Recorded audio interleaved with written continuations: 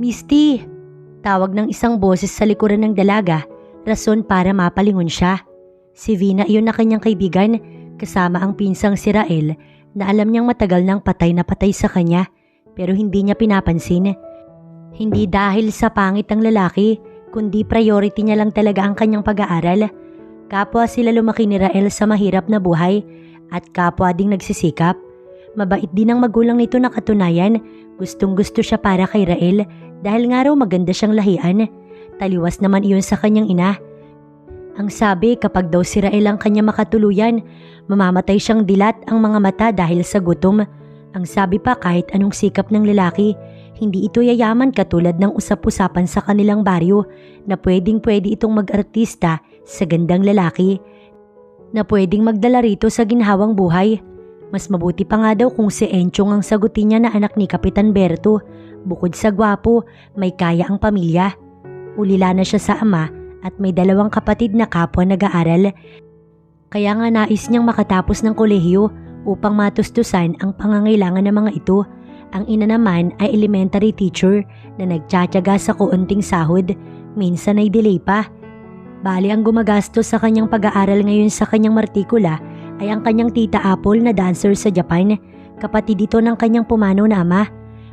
Malaki daw ang kita nito doon at minsan na siyang hinikayat ng ina na magtungo roon at magsayaw na lamang para daw sila ay magkapera, pero mas pinili niyang mag-aral at nangako makakagraduate ng maayos. Hi Misty, good morning. Bati sa kanya ni Rael at halatang nahihiya pang ngumiti. Kadalasan, nilalakad lamang niya mula sa bahay hanggang sa school dahil malapit lang naman at si Vina ang kanyang palaging kasabay. Pareho kasi silang first year college, kaedad niya rin. Si Rael naman ay third year, iba nga lang ang kurso. Kanina good ang morning ko, ngayon hindi na. Hinirapan niya ito at nagpatiuna sa 2. Galit na rin siya kay Vina. Alam naman itong ayaw na ayaw niyang makita si Rael, heto't isinama pa. Pero ang lalaki, bigla siyang hinabol at pinigilan sa kamay. Teka lang naman Misty, sabay na lang tayo. First time kong gagawing maglakad na kasama ka. Ayaw mo ba? Sa gulat, binawi niya ang palad na hawak ng lalaki. Tawang-tawa naman si Vina na nagpapakipot lang daw siya. Pero hindi pa rin niya pinansin ng lalaki. Mas binilisan niya ang paglalakad pero mas mabilis pala si Rael na kaya siyang sabayan. Mas lalo siyang naiinis sa lalaki dahil sa kakulitan nito. Ilang beses nang nagpadala ng love letter ang lalaki mismo sa kanilang classroom kaya tampulan siya ng tukso. Ayaw niya sa makukulit na lalaki. Naiinis siya rito. Kumukulo ang dugo niya sa tuwing ito ay makikita. Si Vina naman, hingal na habulin silang 2. Siya may ganun din. Katunayan ay huminto siya upang lumanghap ng hangin dahil para siyang kakapusin sa kakamadali. Habang si Rael naman ay nakangisi. Kasi naman nagpapahabol ka pa sa akin. Misty, seryoso nga ako sa'yo at kahit ipagtulakan mo ko palayo, patuloy akong lalapit sa'yo. Okay? Naiiling siya sa sinabi nito. Gusto niyang singhalan ng lalaki pero hindi niya magawa dahil sa pagod. Kumuha ito ng panyo at pinunasan ng kanyang noo na puro pawis, bagay na ikinagulat niya. Napatingala siya sa gwapong lalaki at bahagyang napalunok. Sa ginawa ni Rael, parang nawala sa isip niya ang inis rito at tila ba nahihipnotismo siyang napatitig sa lalaki. May matangos na ilong si Rael at may nangungusap na mga mata. Moreno dahil sunog ang balat sa araw. Alam niyang tumutulong ito sa ama sa pangingisda tuwing walang pasok. Yon ang kinabubuhay ng pamilya ni Rael. Ang ina naman ay siyang nagtitinda ng mga huling isda sa merkado. Pero alam niyang tulad niya, isang kahig isang tuka lang din ang pamilya nito. May 2 kapatid ang lalaki. Ang isa'y nakagraduate na ng college pero agad nag-asawa kaya hindi nakatulong sa pamilya. Ang isa naman ay bulakbol sa pag-aaral kaya tumutulong na lang sa panguhuli ng isda. Kumbaga, tanging si Rael na lang ang inaasahan ng pamilya na mag-aahon sa hirap sa mga ito. Pero inuuna pa ang panliligaw sa kanya, bagay na mas ikinaiinis niya rito. Matapos siyang punasan ni Rael ng pawis sa muka, hinawi niya ang kamay nito at walang salitang lumakad na muli pero hindi na siya nagpahabol sa lalaki kundi hinayaan niyang sabayan siya nito. Marami itong sinasabi na hindi niya pinapansin. Wala rin namang silbi, makulit ito at alam niyang hindi siya tatantanan. Hay, salamat nakahabol rin. Hingal aso si Vina sa kanilang likuran. Narinig niyang tumawa lang si Rael at inabutan ng baong tubig ang pinsan. Tatawa-tawa pa. Kasalanan mo to, Misty. Kasi naman seryoso si Rael sa'yo. Ba't kasi hindi mo bigyan ng pansin? Chance mo nang magkaka-boyfriend ng gwapo. May kahalong asarang boses nito. Alam niyang boto si Vina sa kanya para sa pinsan. Kaso lang hindi niya type ang lalaki. Noon pa man, may mataas na siyang pader na nilagay sa pagitan nilang dalawa ng lalaki. Hindi siya nagkomento. Mananatiling pag-aaral lang ang kanyang priority. At alam niyang kapag nakatapos siya ng kolehiyo at nakapagtrabaho siya sa syudad, mas maraming magagandang lalaki siyang makikilala at magiging nobyo. Nagpatuloy lang siya sa paglalakad hanggang sa narating ang San Mariano School.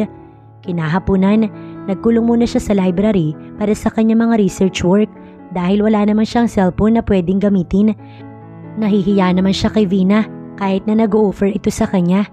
May computer kasi ang kaibigan sa bahay kaya willing nitong ipahiram sa kanya ang sariling cellphone at isa pang rason kaya nasa library siya ay upang iwasan na rin si Rael. Sinabi nito kanina na sasabayan siya pag-uwi sa hapong yun at ayaw niyang gawin. Tsak, dadakdakan lang siya ng kanyang ina kapag nakita silang magkasama. Pasado 5:00 na nang maisipan niyang lumabas ng library. Lalakarin pa niya pa uwi kaya nag-aalala rin siyang gabihin. Nagkataon pang masama ang panahon at tila babagsak ang malakas na ulan. Kung mamalasing nga naman siya. Misty, saktong paglabas niya ng campus, narinig niya ang boses ni Rael. Bigla siyang napalingon sa pinagmulan ng boses. Nakangiti na itong papalapit sa kanya at may bitbit na payong dahil saktong umaambon na. Hindi siya makapaniwalang nagtiyaga itong hintayin siya sa labas ng halos 2 oras. Tuloy parang nabuwag yung pader na nilagay niya sa pagitan nilang dalawa. Rael? Usal niya, larawan ng pagkagulat. Nginitian siya nito. Maggagabi na't nag-aalala ko sa'yo. Lumapit ito, tsaka walang pasabing kinuha ang kanyang bag. Nakangiti pang isinukbit sa balikat. Bagay ba? Sabay tanong na nagbakla-baklaan at namewang bago nag-flip ng hair sa kanyang harapan. Halatang pinapatawa siya dahil hindi niya maiwasang mapasimangot pagkakita dito kanina. Alam naman niya ang intensyon ng lalaki. Batid niyang ginagawa lahat ni Rael para lang mapansin niya at bigyan ito ng pag-asa sa matagal ng panliligaw sa kanya. Hindi na siya nakatanggi pa sa paghatid nito sa kanya dahil nga sunod-sunod nang pumatak ang ulan. Salamat Rael. Sa halip ay saad na lamang niya. Tsaka sumabay sa paglalakad dito. Panako pa nitong kinuha ang kanyang palad at pinagsalikop yun habang ang isa namang kamay hawak ang payong na kahit anong bawi niya ayaw nitong bitawan. Mahal kita Misty, maniwala ka man or hindi, kaya ko namang maghintay. Bigyan mo lang ako ng chance na makalapit sa'yo. Promise, hindi ka magsisisi. Pahayag ng lalaki. Alam niyang mabait itong tao at 100% mahal na mahal siya. Hindi naman kasi siguro magtsatsaga si Rael na balik-balikan siya sa bahay na kahit pakitaan ng masama ng kanyang ina, nagtsatsaga pa rin siyang nililigawan. Bumuntong hininga na muna siya. Alam mo namang ayaw ni inay sa'yo. Tiyak na magagalit yun kapag nalaman niyang nagpapaligaw na ako. Sagot niyang problemado. Sukat akalain pang mapangiti ito. Kung ganun, payag kang ligawan ko sakaling magustuhan ako ng inay mo, ganun ba? Nanunod yun itong tanong, naabot tenga ang pagkakangiti. Sa halip na sumagot, napangiti siya. Bigla na lang kasing gumaan ang pakiramdam niya sa lalaki. Makulit ka kasi Rael. Ang totoo, pag-aaral talaga ang priority ko kaso nga lang, ayaw mo naman akong tantanan. Pagrereklamo niya na may kasamang inisang boses pa kunwari at itinaas pa ang kamay na hawak pa rin ito hanggang ngayon. Bigla ay naging seryoso ito. Malinis ang hangarin ko para sa iyo, Misty. Hindi ko man iyon mapatunayan ngayon pero magsisikap ako't balang araw. Masasabi mong napakaswerte mong nakilala ko. Pagmamalaki pa sa kanya ni Rael, wala na siyang nagawa kundi ibigay ang nais nito. Pumayag siyang ihatid nito hanggang sa kanto malapit sa kanila. Pero sinabi niya kay Rael na ilihim na muna sa ina ang tungkol sa panliligaw ng lalaki. Sa sobrang saya nga ng lalaki, nabitiwan nito ang payong at nagtatatalon habang isinisigaw nito ang katagang I love you Misty. Siya naman ay nagmamadaling tinakpan ng bibig ng lalaki. Mabuti na lang at walang gaanong dumadaan sa lugar. Walang nakarinig sa lalaki. Nahinto ito sa pagsigaw pero agad din naman siyang niyakap. Thank you Misty, thank you. Paulit-ulit nitong wika. Naiiling siya at hindi mapigilan ng isang matamis na ngiti na unang pagkakataong naibigay kay Rael. Madalas kasi sinisimangutan ito kapag nakikita ang lalaki or minsan iniiwasan. Madalas nga kapag alam niyang hinahanap siya ng lalaki sa school, pinagtataguan ito or di kaya lilihis ng daan kapag alam niya makakasalubong ito. Pangako, hindi ko sasayangin ang pagkakataong ibinigay mo sa akin, Misty. Pasasayahin kita araw-araw.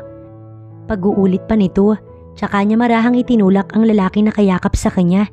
Nasa public place sila at maraming marites. Nag-aalala siyang may makakita sa kanilang dalawa at may makapagsabi sa kanyang inang nakikipagmabutihan siya kay Rael. Tiyak pagagalitan siya nito. Bago sila naghiwalay, sinabi nitong aabangan na lang siya bukas sa lugar na yun para sabay na silang pumasok. Pero sinabi niyang sa loob na lang ng campus sila magkita bukas ni Rael. Tutal ay kasabay niyang papasok si Vina bukas. Pagdating sa bahay, nag-asikaso kaagad siya sa pagluluto. Iwas na iwas siyang tumingin sa ina at baka may mapansin itong kakaiba. Kahit na nasa bahay ang kanilang ina, abala ito sa mga lesson plan, bagay na ikinatuwa niya. Wala rin naman itong napansin sa kanya. Tahimik din ang dalawang kapatid na si Junjun at Myla na pagkatapos kumain, nagtungo sa kwarto. Maliban sa kanya na siyang nakatokang maghugas ng plato pagkatapos nilang kumain. After nito, diretso na rin siya sa kwarto nilang dalawa ni Myla. Si Junjun naman kasama sa kwarto ang ina. Kinabukasan, nagulat siya ng haltakin ni Vina pa restroom pagdating niya ng school upang tanungin ang tungkol sa pag-asang ibinigay niya kay Rael kahapon. Marahil ay nasabi ng lalaki sa pinsan ng tungkol dun, kaya ganoon na lamang ang reaksyon ni Vina. Naging excited ito ng sobra. Matapos niyang sabihing binigyan niya na ng pag-asa si Rael, pero sa kanyang isip, pag-aaral pa rin ang kanyang priority kahit nasagutin niya pa ito. Kaya nga naging way nila si Vina kung saan sila pwedeng magkita bukod sa school dahil hindi naging kontento si Rael na hanggang school lamang siya pwedeng makausap. Minsan, sa kantin sila nagkikita. Magugulat na lang siya habang kumakain ay may maglalanding na juice sa harap niya, hindi kaya'y mineral water. Kapag nasa library naman, namamalayan na lang niya may katabi siya at may hawak sa kanyang kamay at syempre, araw-araw may pabulaklak si Rael na kung saan-saan lang nito pinipitas pero sobrang na-appreciate niya. May mga oras na bigla-bigla na lang niyang naiisip ang lalaki. Tila ba, unti-unting nahuhulog ang loob niya rito. Rael, pwede ba bilisan mo? Sabihin mo na lahat dahil nagmamadali ako. Aniya sa binata, isang hapon ng Sabado. Pumuslit lang siya sa bahay dahil wala ang inay niya at nagpaalam siya kay Myla na sasaglit lang sa isang kaklase para sa kanilang paperworks. Palinga-linga siya habang nakatingin sa paligid at takot na baka may makakita sa kanya na nakikipagtagpo kay Rael at makarating sa kanyang ina. Tiyak ikagagalit nito yun. Actually, Misty, wala naman akong gustong sabihin sa'yo, kundi nais lang kitang makita at may gusto kong malaman. Kamusta ang panliligaw ko? Marahan itong humakbang papalapit sa kanya at hinawakan siya sa kamay. Hinila siya nito sa mas tagong lugar. Nandito kasi sila ngayon sa isang abandonadong bahay na sa tansya niya na pag-iwanan na ng may-ari. Luma na iyon, sira na ang gate kaya nga malaya silang nakakapasok. Wala pa iyong 1 kilometro mula sa kanila at nadadaanan niya ito kapag papasok ng eskwelahan. Sige na Rael, sinasagot na kita. Tugon niya rito. 3 buwan na kasi ang lumipas sa panliligaw nito kaya napagpasyahan niya itong sagutin. Isa pa na patunayan na nito ang pagmamahal na tinutukoy sa kanya. Totoo? Girlfriend na kita? Mahal mo ko? Ayaw pa nitong maniwala. Tumango-tango siyang nakangiti at inulit pa ang kanyang sinabi kanina. Kasunod nun ay naging emosyonal si Rael na siya ay niyakap. Kung dati patago silang nag-uusap at nagkikita ng lalaki, ngayon ay mas nag-iingat pa silang lalo sa kanyang kagustuhan. Ayaw niyang ipahalata sa iba na magkasintahan na silang dalawa bukod sa pinsan nitong si Vina. Samantalang si Rael, gustong-gusto siyang ipakilala sa mga magulang nito dahil tiyak na matutuwa raw na girlfriend na siya ng lalaki. Pero alam niyang malalaman ito ng kanyang ina kaya tinanggihan niya at sinabing tsaka na kapag nakatapos na sila ng pag-aaral at nirespeto naman ng nobyo ang kanyang desisyon. Oh, para sa'yo. Nakairap si Vina nang iabot sa kanyang isang sulat mula kay Rael. Ganito kasi ang kanilang setup kapag kapwa sila busy sa school. Excited na siyang binuklat yun at binasa. Puro matatamis sa salita ang laman ng sulat na iyon na ikinangiti niya. Kinikilig kasi siya. Pagkatapos ay gagawa din siya para sa nobyo at ibibigay kay Vina para ito na ang bahalang mag-abot sa lalaki. Bakit kasi hindi na lang kayo lumantad sa publiko? Ano, mga artista na may iniingatang pangalan? Saad nito sa mahinang boses. Gusto naman ni Rael at okay lang din sa akin kapag nakatapos na ako sa pag-aaral. Pero friend, matagal pa yun. First year pa lang tayo. Paano kapag naghiwalay kayo ni Insan at umalis siya ng San Mariano? Sipin mo, third year na siya, no? Isang taon pagkatapos nito, baka sa malayo na siya mag-work. Paano kayo? Mahaba nitong wika. Umiiling siyang mapag-uusapan na naman nila ni Rael ang bagay na yun, basta lang magsasabi ito sa kanya ng maayos. Naputo lang pag-uusap nila ni Vina nang magsimula na ang klase. 3 araw silang hindi nakapag-usap ng lalaki, gawa ng busy ito sa school at naiintindihan naman niya yun. Mas malaki na ang responsibilidad ni Rael dahil nasa 2nd baitang na ito sa kolehiyo kaysa sa kanya. Pero isang araw ng linggo, hapon yun, nagulat siya nang makita itong nasa kanila at kausap si Junjun sa labas. Saktong nasa bahay ang kanyang ina kaya kinakabahan siya. Nakita niyang agad lumabas ang ina at dahil nasa kusina siya, hindi niya marinig ang pinag-uusapan ng mga ito sa labas. Ate, nandyan si Kuya Rael. Nakangiting bulong ni Myla sa kanya. Galing ito sa labas. Ang gwapo niya talaga. Mas gwapo pa kay Kuya Enchong. Kinikilig ito. May bit-bit na isang supot ng isda ang kapatid. At bigay niya. Sabi pa, sabay abot sa kanya. Kinuha niya yon at nagkunwaring wala lang na kahit nakabado na siya. Kagabi ay nasa bahay si Enchong na anak ni Kapitan Berto at as usual, gustong gusto ito ng inay niya para sa kanya kaya ipinagtutulakan siya ng ina sa lalaki pero ayaw niyang isipin na iyon ang rason kung bakit naroon ang nobyo. Nagsiselos ba ito? Hindi naman din sila nakapag-usap ni Rael dahil hindi siya lumabas ng bahay pero agad siyang kinumpronta ng ina pag alis ng lalaki. Nanliligaw ba sa iyong lalaking yun ha, Misty? Tukoy nito kay Rael sa galit na boses. Kasalukuyan na niyang niluluto ang isda na dala ni Rael para sa kanila. Inay, sakali po ba magagalit kayo? Tinatansya niyang mabuti ang tanong. Sumamabigla ang aura nito. Kung si Rael lang din naman, Misty, wag kang magbo-boyfriend. Hindi ako madadala sa isang balot na isda. Mabigat ang katagang sabi nito. Inay, masipag naman si Rael. Nag-aaral siya at the same time tumutulong sa magulang. Wala siyang asenso, Misty. Nakita mo ba? Maagang lumandi ang kapatid niyang nakapagtapos ng kolehiyo. Kaya hanggang ngayon, isang kahig, isang tuka pa din sila. Anitong galit na pinuto lang kanyang sasabihin. Nasasaktan siya kung paano nito minamata ang nobyo niya. Oo, mahirap lang ang pamilya ni Rael pero alam niyang masaya ang mga ito at marunong magkontento. Mahirap lang din naman tayo inay katulad nila. Pera na lang ba para sa iyo ang basihan ng kaligayahan? Nagmahal din kayo ng mahirap katulad ni Itay. Walang gatol niyang wika na may kasamang hinanakit kaya lumipad ang palad ng kanyang ina at tumama sa kanyang pisngi. Napaigtad siya at sa puwang namamanhid na pisngi. Wag na wag mong susuwayin ang kagustuhan ko, Misty. Maging aral sa'yo na kaya tayo naging mahirap dahil hindi ko sinunod sina mama at papa noon na magpakasal sa mayaman kaya naghihirap tayo ngayon. Dahil kung pwede ko lang ibalik ang nakaraan, hindi ako magpapakasal sa ama mong isang kahig, isang tuka. Gigil siya nitong dinurot iniwan. Tumulo ang kanyang luha, hindi dahil sa masakit nitong sampal, kundi sa sinabi nito tungkol sa kanyang pumanaw na ama. Alam niyang pagod na ito sa trabaho para lang buhayin silang magkakapatid, lalo't maagang naulila ng magkasakit at marate ang kanyang ama na wala itong ibang gustong gawin kundi mapagtapos sila at magkaroon ng magandang kinabukasan. Sa isang banda, nauunawaan niya ito pero ang maliitin ng ama't ibang tao hindi makatarungan para sa kanya. Isa pa, hindi naman ang kanyang ina ang nagpapaaral sa kanya kundi ang kanyang tita Apple kaya wala itong maisusumbat sa kanya. Matapos silang maghapunan, nagkulong na lamang siya sa loob ng kwarto. Tinatansya niya ang magiging desisyon. Gusto muna niyang makipaghiwalay kay Rael. Alam niyang masasaktan ito sa gagawin niya. Pero mahabang panahon pa ang bubunuin niya para makatapos ng pag-aaral. Ayaw niyang maraming iniisip dahil hindi siya makapag-focus. Nagpadala na lang siya ng sulat kinabukasan kay Vina para ibigay sa pinsan nito. Pero kinahapunan, inabangan siya ni Rael sa labas ng campus. Misty, mag-usap tayo. Hirap nitong usal na hinabol siya dahil lumihis siya ng daan. Hinawakan siya nito sa magkabilang braso upang mahinto sa paglalakad. May nagawa ba akong mali?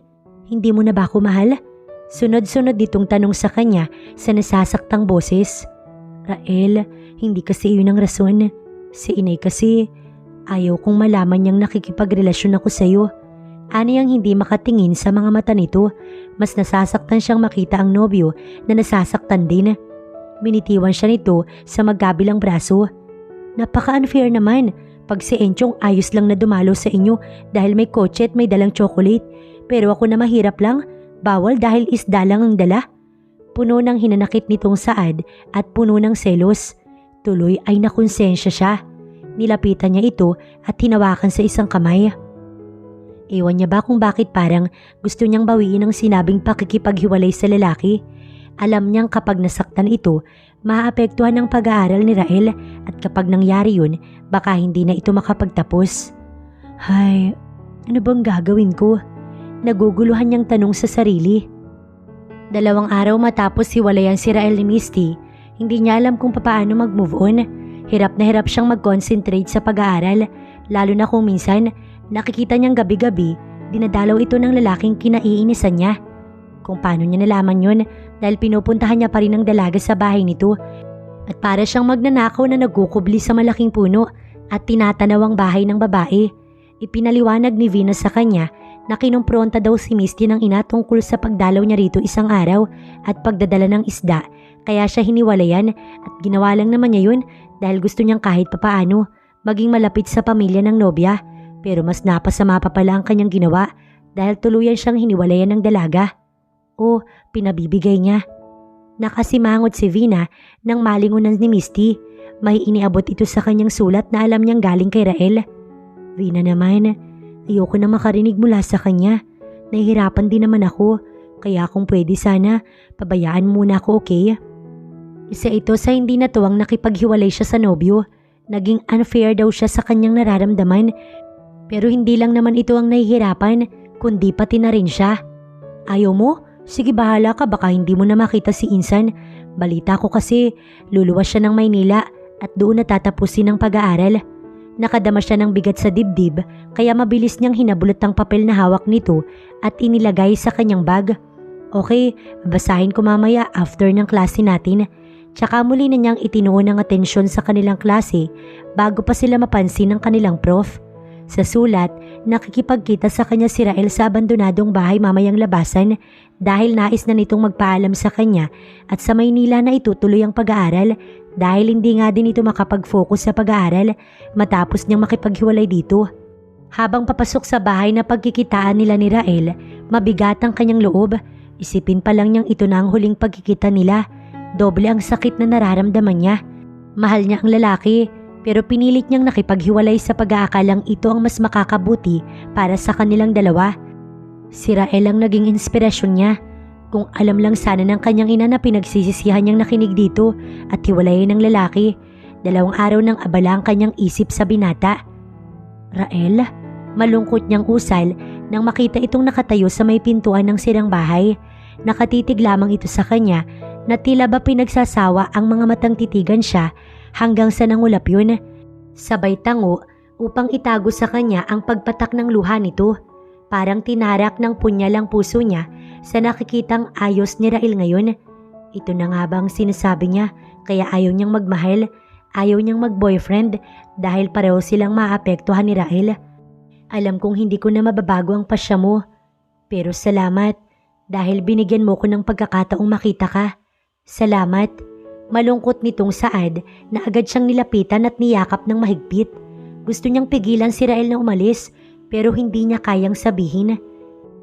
Bakit ka alis? Malungkot niyang tanong pero ayaw niyang ipahalatang nasasaktan siya. Bahagyang namasa ang mata niya sa luha. Sa maraming dahilan, Misty. Una, di ko kayang makita kang kasama ng iba, lalo na yung Enchong na yun. Pangalawa, gusto ko makapag-focus sa pag-aaral. Gusto kong marating yung mga pangarap ko at ipakita sa inay mo na deserve din naman ako mahalin ng tulad mo. At huli, para sa itong paglayo ko dahil ito ang gusto mo. Mas lalo lang naging malungkot ang boses ni Rael. Napakagatlabi siya at hindi nakaimik. Kung sana mayaman sila para hindi na maghangad ng mayamang lalaki para sa kanyang ina. At sana mayaman si Rael katulad ni Enchong para ito ang gusto ng kanyang ina para sa kanya. Marami siyang sana para lang manatili ito sa lugar nila. Paalam, Misty, huwag mong pababayaan ang sarili mo. Mahal na mahal kita. Anito, tsaka pinakatitigan siya sa mga mata. Titig na tumagal ng ilang segundo bago pumihit patalikod sa kanyang lalaki. Unti-unting binitiwan ng kanyang kamay. Sa mga sandaling yun habang sinusundan ng tanaw ni Misty ang lalaki palayo, ay nais niya itong habulin at pigilan. Tsaka lang naghabulan ng kanyang mga luha nang tuluyan itong maglaho sa kanyang harapan. Napasalampak siya sa semento habang umiiyak at sapo ang muka. Ate Misty, tanghali na. Ramdam niyang inaalog siya ni Myla sa braso. Umaga na pala yun at mataas na ang araw. Nagising siya sa kanyang alarm kanina pero hindi siya bumangon. Wala siyang balak pumasok sa araw na yun. Parang ang bigat ng kanyang pakiramdam. Siguro nakaalis na si Rael kagabi at sa mga oras na yun, nasa Maynila na ito. Iniwan na siya ng lalaki. Gusto niyang sisihin ng kanyang ina sa nangyari sa kanila ng lalaki dahil ito ang nagtulak sa kanya upang hiwalayan si Rael dahil mapangmata ito. Pwede ba, Myla? Hayaan mo muna ako matulog. Masakit ang ulo ko. Reklamo niya at mas lalo pang ibinaon ang muka sa kama. Bakit ate? Hindi ka ba papasok? Tanong nito na hinawakan siya sa buhok. Sinuklay-suklay yun. Hindi. Iwanan mo muna ako pwede. May problema ka ba? Makulit nitong tanong kaya nakadama siya ng inis sa kapatid.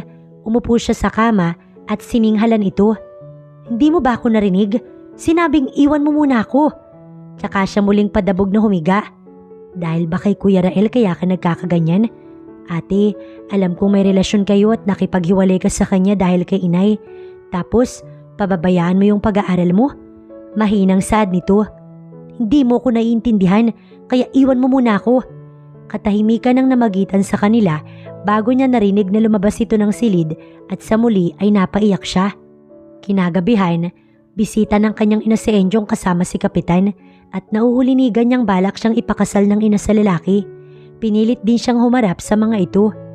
Inay, nag-aaral pa po ako.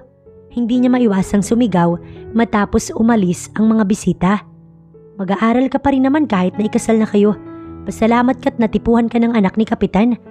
Sabi pa ng kanyang ina. Inay, napakabata ko pa para mag-asawa. May mga pangarap pa ako makahon tayo sa hirap. Hindi dahil sa ibang tao, kundi dahil sa pagsisikap ko. Hindi niya maiwasang sumigaw kaya sinampal siya nito. Kung totoong gusto mong guminhawa ang buhay natin, pues ito na yun. Gawin mo yung gusto ko at magkakasundo tayo. Naiwan siyang nag-iisip. Hindi siya magpapakasal sa taong hindi niya mahal. Lalayas siya at susundan niya si Rael sa Maynila. Bahala na kung kasuklaman siya nito pero buo na ang kanyang pasya. Bakit ka nandito? Simangot si Vina pagkakita sa kanya na nasa harap ng gate sa bahay nito. Hindi siya pumasok kahapon kaya hindi sila nagkita sa school at kaya niya sinadya ang kaibigan upang tanungin ang address ni Rael. Baka naman gusto mo kong patuluyin. Aniyang nakangiti. Hindi maikakailang galit ito sa pakikipaghiwalay niya sa pinsan nito lalo't boto si Venus sa kanya. Noon pa man, nirereto na nito si Rael. Masama siya nitong sinipat ng tingin pero kalaunan, lumambot naman ang reaksyon nito sa kanya at napabuntong hininga. Alam mo, nakakainis ka sa totoo lang pero hindi kita matitiis. Halika na nga. Pahila siya nitong pinasok sa loob ng bahay na nakangiti na. Alam naman niyang mabait ang kaibigan at hindi siya nito matitiis. Alam niyang nagtatampo lamang ito sa kanya dahil sinaktan niya si Rael. Ano bang kailangan mo at pinuntahan mo pa ako rito? Pagpasok niya sa loob ng bahay, agad siyang inaniyahang umupo dito sa sofa. Ikinuwento muna niya sa kaibigan ang nais na pagpapakasal ng ina niya kay Enchong. Tapos ano, iimbitahan mo ko ganun? Pagtataray nito, sa muli ay naiinis ang tono. Hindi ganun yun, kaya ako nandito para humingi sana ng pabor sa'yo. Nakikiusap niyang saad. Ano namang pabor? Bumuntong hininga ito na tila ba napilitan lang na siya'y pakinggan. Gusto kong sundan si Rael sa Maynila at ayoko nang mag-aral. Bahala na pero ayoko magpakasal sa taong hindi ko mahal. Problemado at naguguluhan niyang sambit rito. Kaya kung okay lang, pwede ko bang hingin sa'yo yung address ni Rael bilang pabor? Please, besh. Sa sinabi niya, abot tenga itong umiti. Talaga friend? Naku, hindi ko alam yung address ni Insan sa Maynila. Pero don't worry, itatanong ko kay tita. Plus sasamahan pa kitang lumuwas. So ano, kailan ka tatakas? Naging excited bigla si Vina habang siya naman kinakabahan sa kanyang gagawin. Alam niya kasing pagkatapos nito ay ipapahiya niyang ina sa pamilya at kaibigan ni Enchong at natitiyak siyang isusumpa siya nito na baka hindi na sila magkita-kita. Pero halos magdamag niya itong plinano kagabi kaya hindi na siya atras. Matapos magpasalamat sa kaibigan, umuwi na siya ng bahay. Samantala si Vina, nagtungo kina Rael upang itanong ang address nito sa Maynila at mamayang madaling araw sila luluwas. Tahimik ang bahay nang pumasok siya sa loob kaya binalot siya ng kalungkutan. Ganun man, kinuha niya ang isang backpack at nag-impake habang panay singhot dahil panay din ang tulo ng kanya mga luha. Iniisip niya ang mangyayari sa pamilya pag wala siya, ang mga pangarap niya para sa mga kapatid. Maaari din kasi na kapag mag-asawa na siya, maputol na rin ang sustento ng tita Apple niya. Tiyak namang malalaman ito agad yun kapag umalis siya sa poder ng kanyang ina. Matapos mag-impake, inilagay niya na muna iyon sa ilalim ng papag nila ni Myla. Dinala lamang niya ang mahalagang gamit at ilang paris ng damit. Misty, maghanda ka bukas dahil maaga kang dadaanan ni Enchong para asikasuhin ang kasal nyo. Nasa harap sila ng hapagkainan nang sabihin niyon ng kanyang ina kinagabihan. Mabilis na bumaling sa kanya ng tingin si Myla. Alam niyang nag-aalala ito bigla pero hindi siya umiimik sa sinabi ng kanyang ina dahil sa kanyang balak na pag-alis. Bukas, wala nang magigis ng Misty ang kanyang ina at sana lang mapatawad siya nito balang araw. Inay, bakit naman ganoon? Nag-aaral pa si ate. Hindi nakatiis si Myla na sabad. Si Junjun ay tahimik lang na nagpapalipat-lipat ng tingin sa kanila. Huwag kang makialam, Myla. Ako masusunod sa bahay na to, tandaan mo yan. Matigas na wika ng kanyang ina kaya natameme si Myla na agad itinuloy na lang ang pagkain. Pagkatapos nilang kumain, siya na ang nagpresentang maghugas kahit na nakatoka si Myla sa gabing yun. Ate, magpapakasal ka ba kay Kuya Enchong? Pag-aalala nitong tanong sa kanya nang makapasok siya ng kwarto. Mangyak-ngyak ito. Sa tingin mo, anong dapat kong gawin? Nag-isip din ito pero umiling at hindi rin nalamang dapat. Nauunawaan niya si Myla. Sa edad nito, hindi pa din kayang kalabanin ang kagustuhan ng ina. Hayaan mo na, huwag mo ko alalahanin, matulog ka na. Inalalayan niya itong mahiga sa kama tsaka pinatay ang ilaw at nahiga na rin sa tabi nito pero wala siyang balak matulog kundi iintayin niya na lamang na makatulog ang lahat bago siya umalis. Pasado 2:00 na ng madaling araw niya narinig na pumasok sa silid ang kanyang ina. Marahil katatapos lang nito sa mga gawain para sa school. Marahan na siyang kumilos na nagbihis ng pantalon at simpleng t-shirt tsaka kinuha ang kanyang bag sa ilalim ng higaan. Kinuha niya rin ang ginawang sulat pamamaalam sa kapatid tsaka inilagay sa ilalim ng kanyang unan. Sinabi niya sa sulat na pupunta siya ng Maynila at doon na mag-aaral, na ayaw niyang magpakasal kay Enchong, na wag itong mag-alala sa kanya dahil kaya na niya ang kanyang sarili. Walang ingay na lumabas siya ng kwarto nang masigurong tulog na ang kanyang ina. Nagawa niya pang pagmasdan ng kapatid bago lumabas ng tuluyan at silipin ng kanyang ina at isa pang kapatid sa kanilang kwarto habang umiiyak. Ayaw sana niyang gawin yun pero ito ang nagtulak sa kanyang lisanin ng kanilang bahay. Habang mabilis ang akbang na nilalakad ang kahabaan ng kalsada patungo kina Vina ay umiiyak siya. Mamimiss niya ang kanyang pamilya, panigurado yun. Pagdating niya sa bahay ng kaibigan, nakabang na rin ito sa kanya.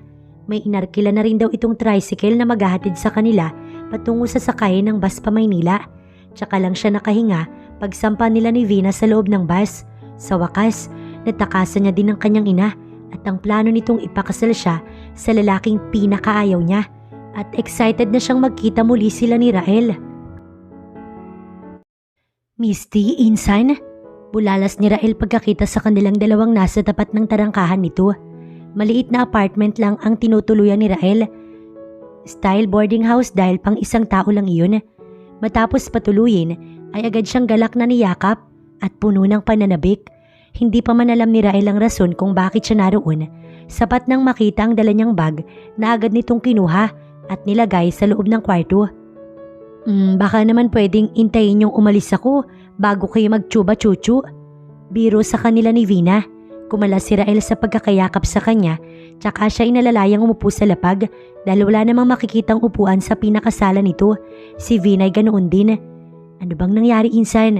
Salamat at sinamahan mo si Misty. Baling nito sa pinsang nakaupong pasalampak. Mabilis namang nagkwento ang babae sa nais ng kanyang inang pagpapakasal sa kanya. Labis namang nagpasalamat ang lalaki na mas pinili niya ito kaysa pakasalan sa Enchong. Hindi rin naman nagtagal si Vina dahil umuwi kaagad ito ng San Mariano. Labis-labis ang pasasalamat niya sa kaibigan at sa tulong nitong siya'y makatakas.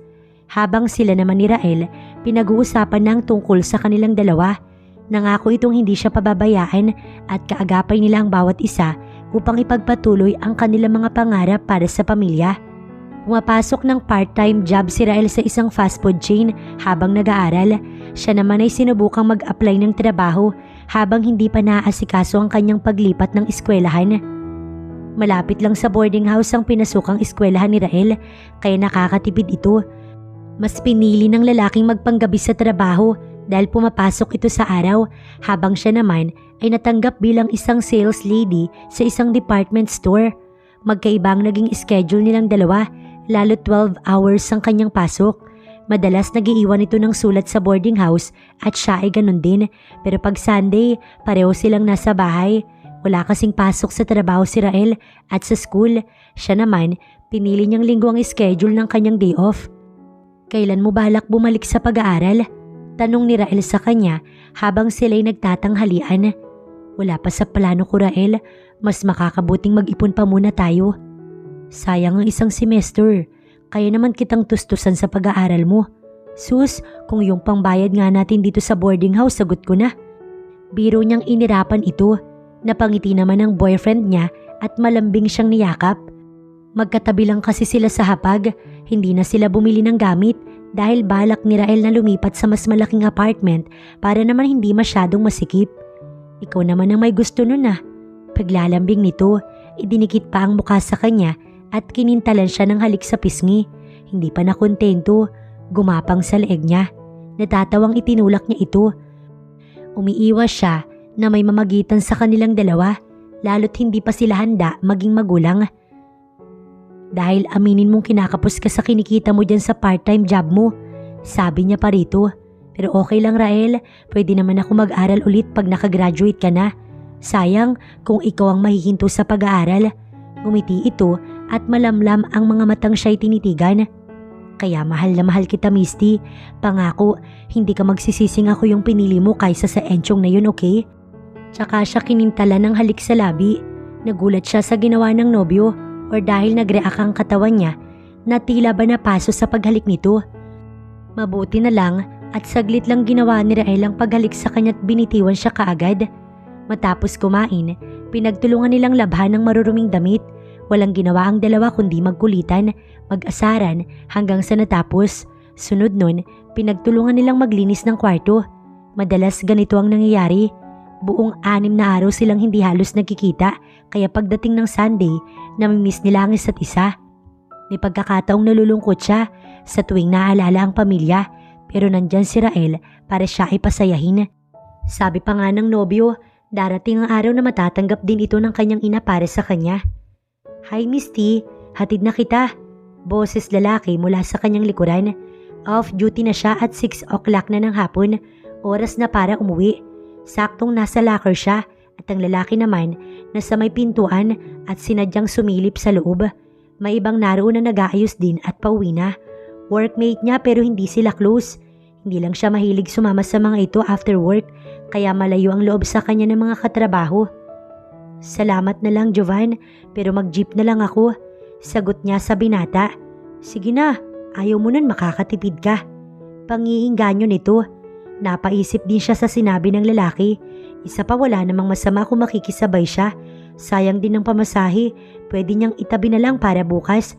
Kaya naman pumayag siya. Mabait naman ang lalaking katrabaho. Bukod naman sa kanya, nakikipagkaibigan din ito sa iba. Dinedma na lang ang usap-usapan sa loob ng department na playboy si Jovan. Ang minsang paghatid nito sa kanya, nasundan ng nasundan hanggang sa isang gabi, nadatnan niya si Rael sa bahay. Sumama kaagad ang timpla ng mukha nito pagkakitang pababa siya sa sasakyan ni Jovan. Pinakilala pa nga niya ang kaibigan sa nobyo. Pag alis ng kaibigan, naging tahimik ang lalaki na tila ba ayaw siyang kausapin. Wala ka bang pasok ngayon? Tanong niya pa sa nobyo. Nagtataka lang siya dahil nasa work na dapat ito. Bakit? Iniisip mo bang wala ako? Kaya ka nagpahatid sa lalaking yun? Kailan pa, Misty? Mainit ang ulo nitong nilingon siya. Naumid siyang saglit dahil sa mataas nitong sinabi. Inunawa niya na lang si Rael dahil alam niyang pagod ito. Stress sa school. Okay, sorry. Hindi na mauulit. Kaibigan ko lang naman siya. Sa halip na pakinggan siya, tinalikuran siya nito at nagtungo sa kusina. Hindi siya sanay na tratuhin ni Rael ng ganito pero naiintindihan niyang nagsiselos ang lalaki at dahil alam niyang mahal na mahal siya nito. Kumain at natulog silang walang imikan. Umaasang bukas, okay na si Rael. Malalim na ang gabi nang maramdamang may umangkin ng labi niya. Kasabay nito ang masusuyong haplos sa bawat parte ng kanyang katawan. Malalim na halik na tila bumubuhay ng bawat himaymay ng kanyang mga laman. Sa gabing iyon, naibigay ni Misty ang kanyang sarili sa nobyo. Namalayan na lang niya na nasasaktan siya sa unang pagkakataong naangkin siya nito. Kanina, parang isang masarap na panaginip lang ang lahat. Pero ngayon, dama niyang bumao ng kuko niya sa likod ni Rael dahil sa sakit na kanyang naramdaman na tila ba hinahati ang kanyang katawan. Kung bakit ay hindi niya ito napigilan, marahil ay mahal na mahal niyang lalaki. Nag-aalala nga lang siya sa magiging bunga ng kanilang ginawa. Kinabukasan, wala silang imikan. Tila ba hanggang sa mga sandaling yun, galit pa rin sa kanya si Rael dahil sa paghahatid sa kanya ni Jovan. Hindi nga siya nakapasok sa trabaho dahil sa masakit na gitnang bahagi ng kanyang hita. Umalis din itong walang paalam sa kanya sa umagang yun. Naiinis siya at nagtatampo kay Rael sa pangyayaring iyon. Hindi niya akalaing iba palang magselos ang lalaki. Kaya pala kapag nakikita noon si Enchong na pumupunta sa kanila, pinipilit din itong pumunta. Maghapon siyang nakahiga at walang ganang kumilos. Dagdagan pang sumakit ang kanyang ulo kaya ni kumain, hindi niya magawa. Inom lamang siya ng inom ng tubig. Samantala, nag-aalala naman si Rael nang madatnan ng nobyang tulog sa loob ng kanilang kwarto. Halatang hindi nakapasok sa trabaho at alam niya ang rason. Totoong nagselos siya kahapon at nag-aalalang mawala si Misty sa kanya kaya inangkin niya ito kagabi para wala ng rason ng babae na siya iwan. Minsan na itong nawala sa kanya at sobra siyang nasaktan na hindi niya nananaisin pang sa muli magkahiwalay sila. Si Misty ang buhay niya at kapag nawala itong muli sa kanya, ewan na lang kung paano siya magpapatuloy. At walang sino man ang pwedeng umagaw nito sa kanya. Hindi ang Jovan na yun na may pagtingin sa kanyang nobyo. Nilapitan niya ang tulog na babae tsaka umupo sa gilid ng kama. Habang pinagmamasdan ito, nakadama siya ng habag sa babae. Pinakitaan niya kasi ito ng hindi maganda kahapon hanggang sa kaninang umaga. Matapos haplusin ng pisngi at kintalan ng halik sa labi, hinayaan niya lang na matulog ang babae. Nagbihis siya at nagluto. Babawi siya sa nobya bago pa sumama ang loob nito. Sorry, Misty. Madamdaming saad ni Rael na nagpalingon sa kanya. Paggising kanina, nagpasya siyang maligot hindi na muna inabala ang nobyong nagluluto sa kusina at hindi siya sure kung okay na ito or galit pa rin sa kanya. Kasalukuyan siyang nasa kwarto nila at katatapos lamang magbihis. Saan? Sa pag-kiss mo sa akin kaninang umaga or dun sa nangyari kagabi? Masama ang loob niyang tanong na tumingin sa nobyo habang nakanguso. Halos 2 buwan na silang magkasama at nasanay siyang sweet ito sa kanya. Kaya sumama din ang kanyang loob sa lalaki pero iniisip niyang kasalanan rin naman niya ang nangyari kaya ito ay nagselos. Both, sagot ni Rael tsaka humakbang palapit sa kanya. Ilang sandali lang, nakakulong na siya sa mga bisig nito. Mahal na mahal kita, Misty, alam mo yan. At aaminin kong nagselos ako kahapon. Natatakot na naman ako na baka mawala ka. Nahihiwalayan mo ko. Pahayag ng nobyo. Nakadama siya ng guilt. Dapat pala hindi niya ito pinagsiselos. Sorry din, Rael. Promise, hindi na ako makikipagkaibigan sa kahit na sinong lalaki para maiwasan nating mag-away. Pero paano ba yan Kung may bunga ang nangyari sa atin kagabi, nagpadalos-dalos tayo. Hindi ako natatakot, Misty. Sakali man, wala akong pinagsisisihan. Yung namagitan sa atin kagabi, yun ay pagmamahal ko na ipinadama ko lang sa'yo at ipaparamdam ko araw-araw. Pagkasabi nito, hindi pa man siya nakakatugon, sinakop na ni Rael ang kanyang mga labi. Halik na nagpahina na naman sa kanya. Halik na naging mas agresibo katulad ng nagdaang gabi, dahilan upang magliyab na naman ang kanyang pakiramdam. Namalayan na lamang niyang kapwa sila naglulunoy sa ligaya ni Rael sa ibabaw ng kama na dapat hindi pa nila ginagawa, pero hindi niya maunawaan kung bakit tila ba kay sarap damhin ng bawat haplos ng nobyo sa kanyang katawan. Para siyang nawawala sa kanyang sarili at hindi niya kayang ipaliwanag ang kakaibang dulot ng kiliting nagmumula sa katawan nito. Pananabik ang siyang nararamdaman niya hanggang sa hinahanap-hanap niya ang klaseng paglalambing na iyon ni Rael. Nang makaipon ng sapat na halagang magkasintahan, lumipat kaagad sila ng apartment ni Rael. Nagsimula na rin silang magpundar ng mga gamit. Bali sa ngayon, siya ang nagpapaaral sa nobyo dahil uminto ito sa pinapasukang sideline dahil napalayo sila sa workplace nito at talo na sa pamasahe araw-araw. Nagustuhan mo ba, love? Masuyong tanong ng nobyo. Katatapos lang nilang mag-ayos sa bago nilang nilipatan.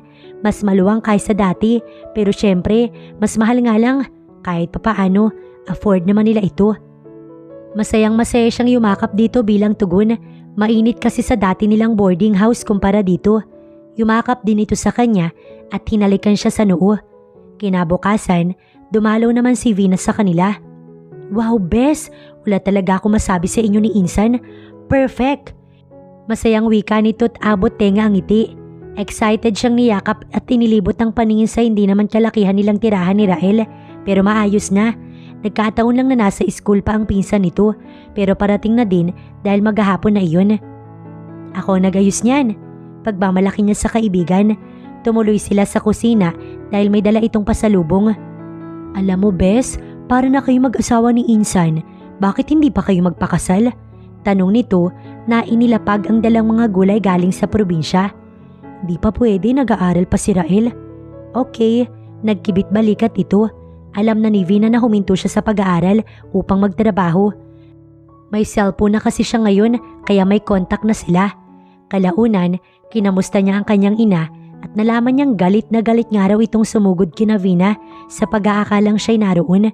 Pero ang sabi ng kaibigan, hindi alam kung nasaan siya.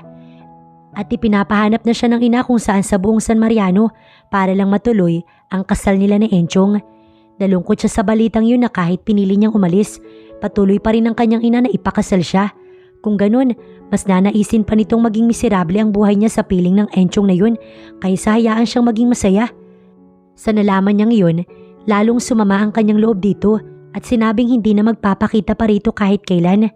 Kinabukasan pang umuwi si Vina kaya nakamusta rin ng nobyo ang pamilya nito.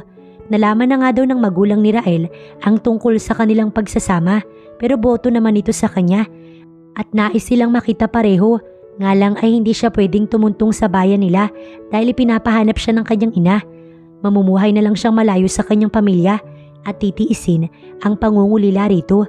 Pinagpapasalamat na nga lang niyang hindi naputol ang sustento ng kanyang tita Apple para sa pag-aaral niya dahil buwan-buwan pa rin may inihuhulog na pera sa kanyang ATM at ang perang yun ang siyang ipinangtutustos niya sa pag-aaral ng nobyo. Pero okay na sana ang lahat kaso pagkalipas ng 2 buwan ay halos hindi siya makapagtrabaho nang mapag-alaman ng nagdadalang tao siya. Dinner tayo, love. Malambing na sabi ni Rael sa asawa.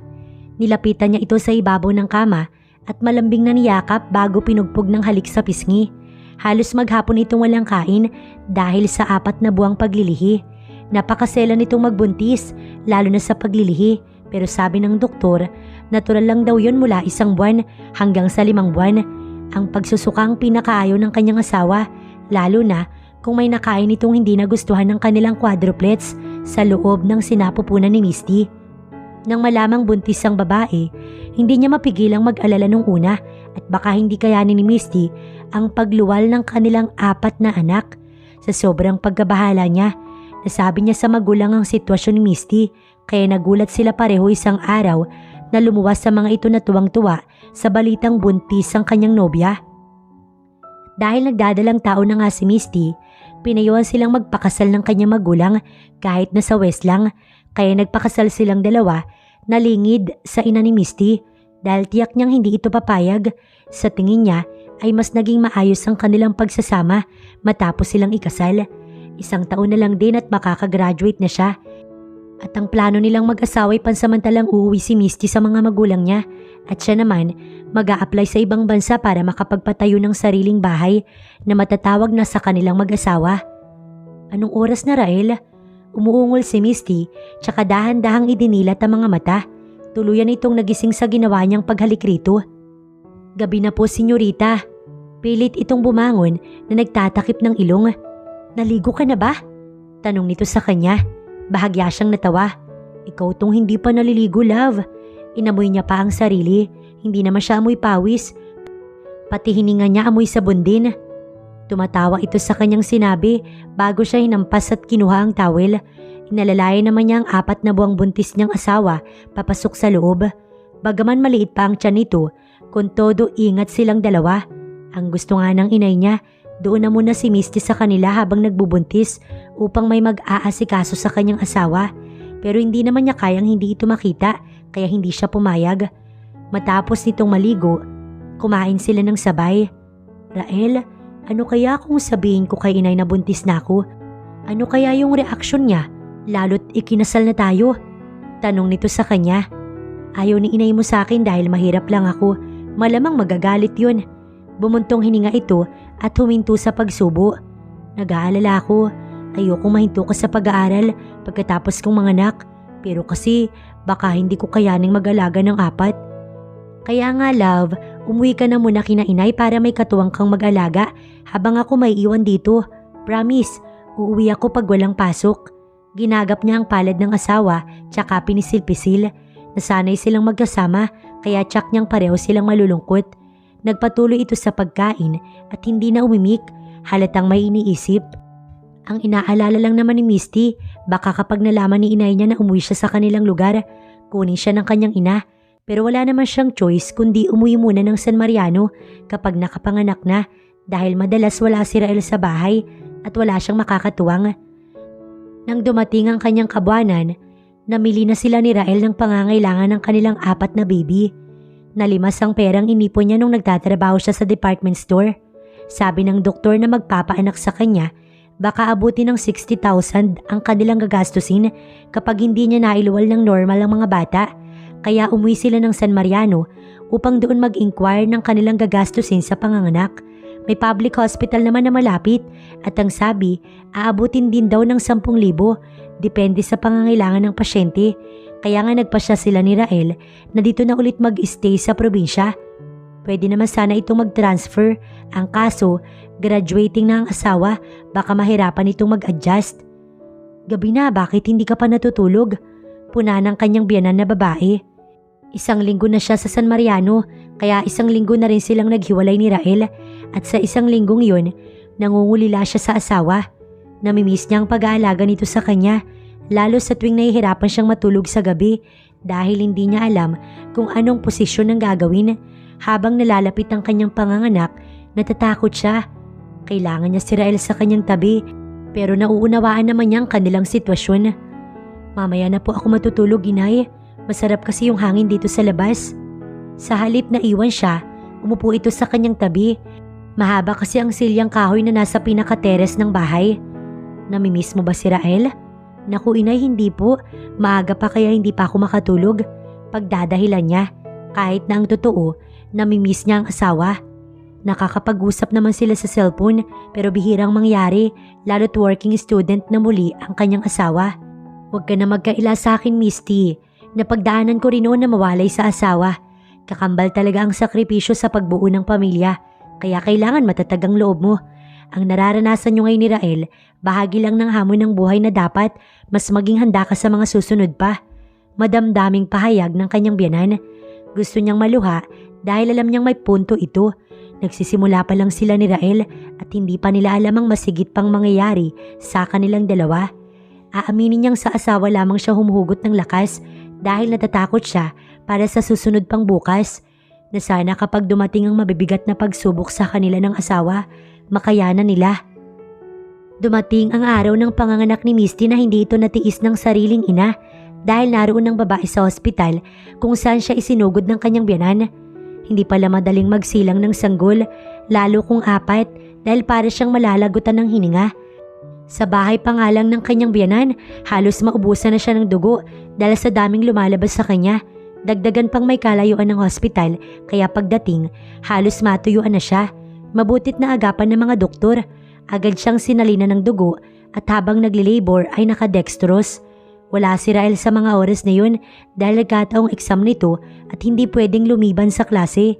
Naunawaan naman niya iyon pero kailangan niya ito sa kanyang tabi ngayon. Love, kaya mo yan. Alam kong makakaya mo para sa anak natin. Tandaan mo, wala man ako sa tabi mo. Ikaw ang palagi kong iniisip. Kayo na mga baby natin. Mahal na mahal ko kayong lahat. Habang hirap sa panganganak, iniisip niya ang voice record ni Rael na ipinadala sa kanya para lang lumakas ang kanyang loob pero hindi sapat dahil nangihina siya hanggang sa sinabi na ng doktor na kailangan na siyang isisaryan dahil overdue na siya at kung hindi pa ilalabas ang baby baka magkaroon pa ng komplikasyon ng mga bata. Dahil wala ang asawa ay ang kanyang ina ang pumirma sa waiver na pumapayag siyang isalang sa operasyon. Hindi rin kasi matawagan ng kanyang asawa dahil alam niyang sa mga oras na yun, busy ito. Nang magkamalay pagkalipas ng 24 oras, ay ina niya kaagad ang tumambad sa kanya. Inaasahan niya ng galit pa rin ito. Kahapon kasi hindi niya na ininda ang galit na may kasamang panunumbat, lalo't wala si Rael sa kanyang tabi. Inay, salamat. Aniyang maluha-luha dahil hindi siya nito natiis. Kahit papaano, gumaan ang kanyang pakiramdam nang makita ang presensya nito sa hospital. Namimiss niya talaga ang kanyang pamilya. Sana nga napatawad na rin siya nito sa kanyang nagawa nun, alang-alang sa mga apo. Humingi ako ng tulong sa tita Apple mo dahil alam kong walang pera ang pamilya ng asawa mo, Misty. Nakataas ang isang kilay ng kanyang ina nang magsalita ito. Ipinagpapasalamat na lang niyang wala doon ang kanyang biyanang babae. At natutuwa ko may nakapagsabi sa aking manganganak ka na, kundi kawawa ka lang talaga. Mabigat ang boses nitong dagdag. Napalunok siya at hindi makapagsalita. Kulang kasi ang ipinadalang pera ni Rael na kinita nito sa pagtatrabaho sa part-time job sa Maynila at pinagsamang kita ng biyanang lalaki sa pangingisda kaya kulang ang pangbayad nila sa ospital. Gusto man niyang ipagtanggol ang asawa, mas pinili na lang niyang manahimik pero nasasaktan siyang lihim. Hanggang ngayon, hindi pa rin pala nito tanggap si Rael kahit alang-alang na lamang sa mga bata. Minabuti na lang niyang matulog muli para makabawi ng lakas. Nagpapasalamat siya sa may kapal na nakaraos na rin sa wakas ng ligtas. Excited na siyang makita ang quadruplets kapag kaya niya nang tumayo at lumakad. Paggising ulit, bumungad sa kanya ang kanyang biyanang babae. Masaya itong nakangiti. Inaalalayan siya nitong umupo sa kamang hinihigaan upang hindi siya mangalay sa matagal na paghiga sa kama. Salamat, inay. Kumusta ang baby ko? Naku, ang lulusog. Kanina nga'y galing dito yung itay paing mo. Tuwang-tuwa nang makita ang mga apo. 2 babae at 2 lalaki ang bunga ng pagmamahalan ninyo ni Rael, anak. Masayang wika nito pero tila maluluha marahil sa sobrang kaligayahan. Siya may naluha din sa sari-saring emosyon. Hindi niya makakalimutan ang hirap na pinagdaanan sa panganganak pero walang katumbas naman na saya ngayong nakaraos na siya. Nang masigurong okay na siya at kaya niya nang tumayo, tsaka siya sinamahang magtungo sa nursery kung saan makikita niya ang 4 niyang sanggol. Tuluyang bumagsak ang kanyang mga luha nang makita't mahawakan ng mga ito. Ganito pala ang pakiramdam ng isang ganap na ina. Kusang bumabagsak ang mga luha niya sa sobrang kaligayahan. Nangingiti lang ang kanyang biyanan habang nakatingin sa mga cute na apo. Kinabukasan pa nakadalaw sa kanila si Rael. Araw ng linggo dahil walang pasok at nag-day off sa trabaho. Masayang masaya siyang niyakap na hindi nag-alangan na naroon ang kanyang ina. May anak na tayo, love. Nakita ko na sila't ang gaganda't gwapo. Natatawa na tila maiiyak nitong Saad habang siya yakap. Hindi alintana na nakatingin sa kanila mga tao dun sa loob ng kwarto. Naroon ang kapatid niyang babae, ang mag-asawang biyanan, at ang kanyang inang nakatingin sa kanyang asawa at si Vina. Hindi mabasa ang reaksyon ng kanyang ina sa mga mata. Rael, nakatingin sa atin si inay. Bulong niyang saway, tinapik-tapik niya ang likod nito. Hayaan mo siya. Alam ko naman yun. Bulong din ito sa kanya. Hindi niya alam kung itutulak ito o yayakapin din, pero miss na miss niya na ang asawa. Nakita niyang alanganing nakatingin ng biyenan sa kanila nang malakas na tumikim ang kanyang inang kanina pa nakamasid. Sa muli, tumikim ang ina niya kaya bumitaw ng tuluyan si Rael. Napapangiti na si Vina at si Myla. Lumapit naman si Rael sa kanyang ina matapos batiin tsaka nag-bless. Sa tingin mo ba, kaya mong ibigay ang pangangailangan ng mga apo't anak ko? Hindi naman galit ang boses ng kanyang ina nang magtanong ito, pero iba ang dating sa kanya ng boses nito. Napatingin siya rito. Kakayanin po namin, inay. Mahal ko si Misty at nakahanda ako magsakripisyo para sa kanya. Gwapong-gwapo siya kay Rael habang nakangiti sa kanyang ina. Ngayon atas siya kinikilig sa asawa. Noon kasi hindi nagkaharap ang dalawa dahil nga ayaw ng kanyang ina rito. Marahas na bumuntong hininga ang kanyang ina bilang pagsuko. Wala akong magagawa dahil mahal ka ng anak ko. Pero tandaan mo to, Rael. Oras na mahirapan ng anak ko at mga apo ko. Hinding-hindi ako magdadalawang isip na kunin sila sa'yo. Mabigat nitong saad. Sa muli, tumango si Rael at nangakong hindi pababayaan ng isa man sa kanila ng mga anak na dodoblehin ng pagsisikap para sa quadruplets at para sa kanya. Sinagot naman ito ng kanyang ina na pumayag na itong sumama sila kay Rael pero hindi nangangahulugan na boto na ito sa lalaki. Sa kabila nito, nagpasalamat pa rin si Rael sa inay niya sa pagtitiwalang ibinigay nito sa kanya. Tsaka lang ata gumaan ang kanyang pakiramdam nang magpaalam ng ina sa kanila pagkatapos kasama ng kanyang kapatid pagkuway muli siyang niyakap ni Rael at bumulong. Pwede na ulit, wala na si inay. Hindi niya maiwasang mapangitit yumakap na lang sa asawa. Isang buwan matapos makalabas ng hospital si Misty, nakakatulong na siya sa biyan na naalagaan ng 4 na anak. Katuwang minsan ng kanyang biyanang babae si Myla na mag-alaga kapag wala itong pasok o di kaya si Vina na madalas dumalaw sa kanya para tingnan ang kanilang quadruplets ni Rael. Ang asawa naman ay sinisikap na umuwi tuwing linggo para makita silang mag-ina. Love, ang babait ng anak natin no, tahimik. Nakangiting saad ni Rael habang nakatunghay sa kanilang 4 na anak.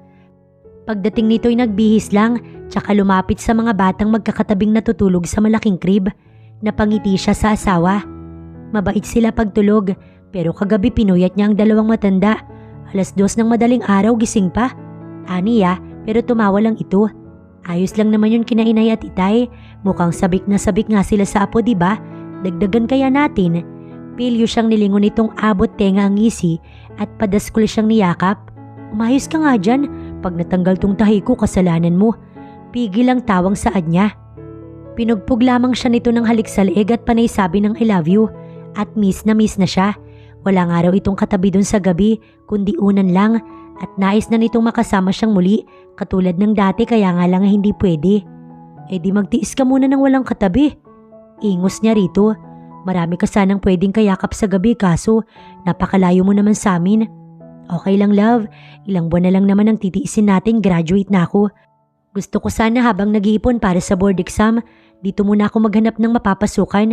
Actually, may offer sa aking trabaho yung isang prof namin, kaso malayo kaya hindi ko pinatos. Pahayag ni Rael.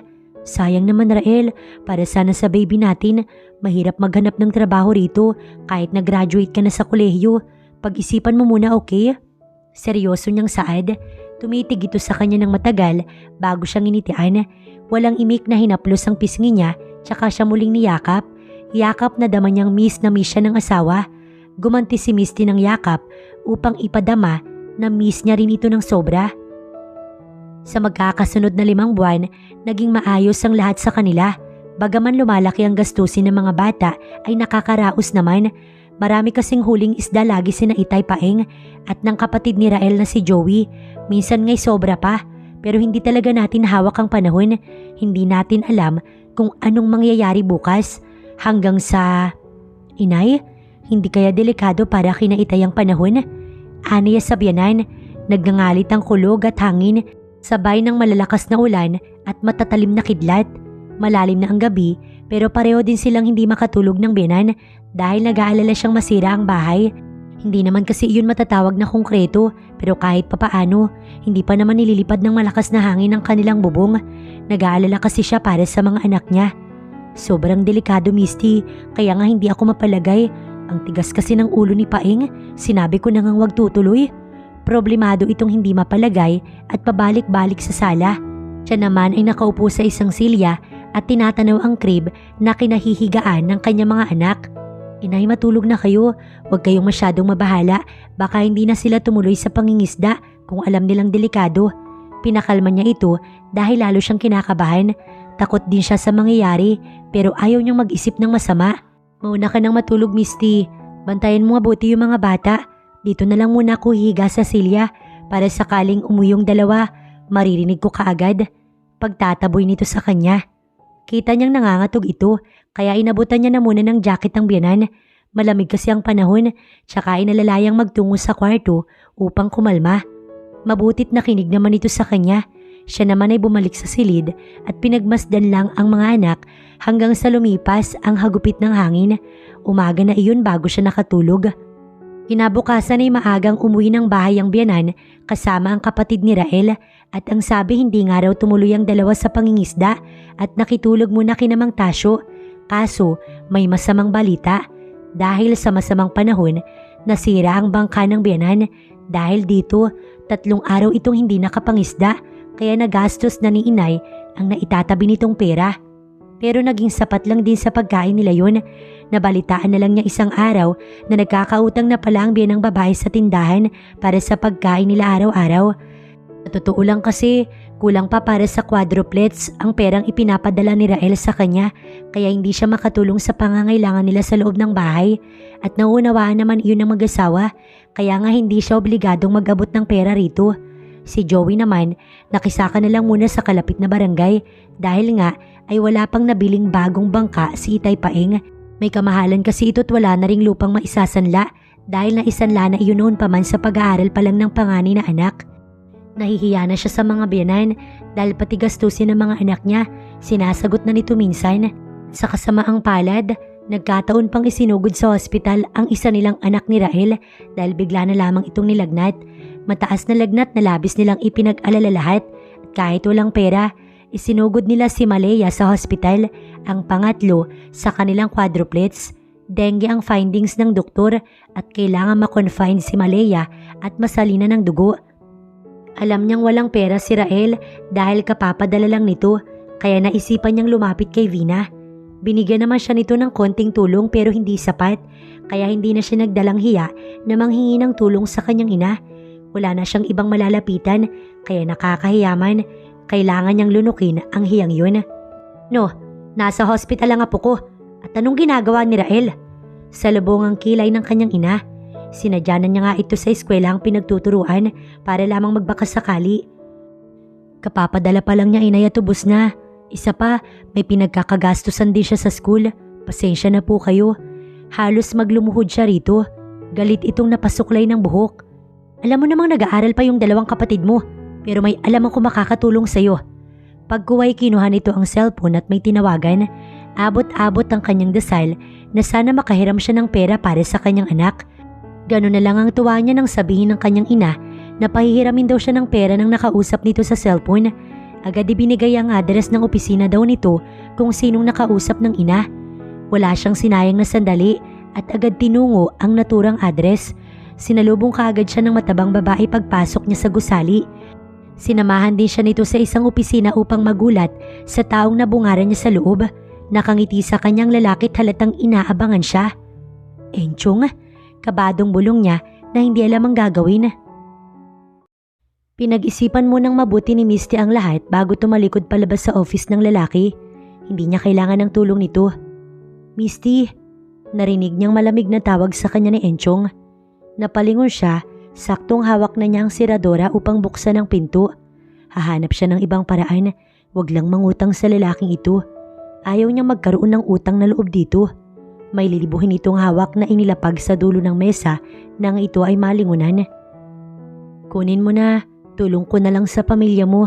Sabi nito sa mabait na boses, seryoso at walang emosyon ng muka. Nagdalawang isip siyang kunin ang pera. Subalit na naig ang kanyang pusong ina. Wala na siyang ibang malalapitan pa kaya nagbago ang kanyang isip. Salamat Enchong, pero babayaran kita kapag nagkapera ako ha. Aniya nang muling lumapit dito. Tumangulang muna ito. Bumalik ka kapag may kailangan ka, Misty. Ano pat naging magkaibigan tayo. Ulit pa bago siya tuluyang nagpaalam. Napabuntong hininga pa siya ng malalim habang patungo sa ospital. Iniisip na sana maunawaan siya ni Rael kapag nalaman nito ang paglapit niya ng tulong kay Enchong. Pagdating sa ospital, inasikaso kaagad ang kanyang anak na mga doktor dahil siya may pera na. Sinabi na lang niya sa biyenan na lumapit siya ng tulong sa kanyang ina. Kinabukasan, maayos ng kalagayan ni Milaya. Nawala ang mataas nitong lagnat at ang pamamantal ng balat. Tsaka naman dumating si Rael na nag-aalala. Saktong nagpaalam noon ang biyenan na uuwi muna para kumuha ng pagbibihisan niya. Anong sabi ng doktor, love? Pag-aalala nitong tanong matapos halikan sa pisngi ang tulog na anak. Hinawakan siya nito sa kamay at malungkot na nakatingin sa kanya. Halatang puyat ang asawa, marahil galing pa ito sa trabaho. Okay na siya, Rael.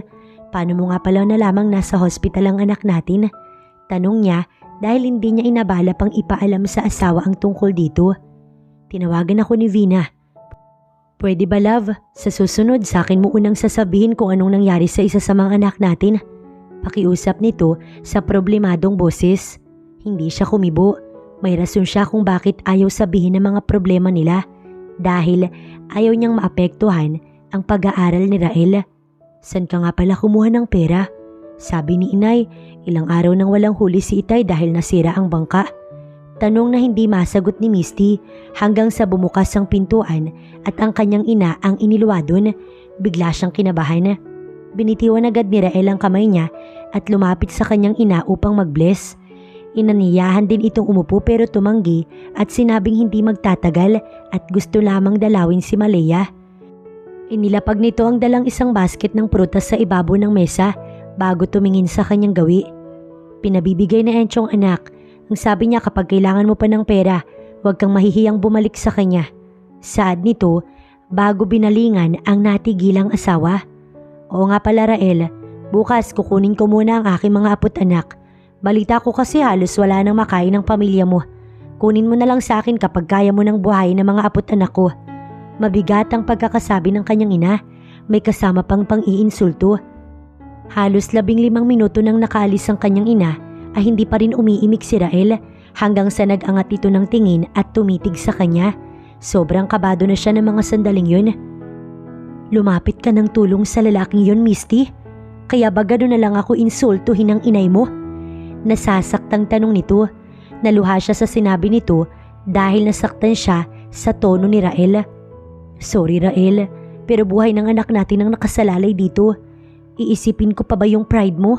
Nilunok ko na ang kahihiyan ko para lang iligtas si Malaya. Tugon niya na lalong ikinagalit ng aura ni Rael. Dinig niya itong nagmura at kinuyom ang kamao. Ako ang ama niya. Lahat kaya kong gawin para sa anak natin. Pero ang hindi ko matanggap na pati ikaw, mababa ang tingin mo sa akin.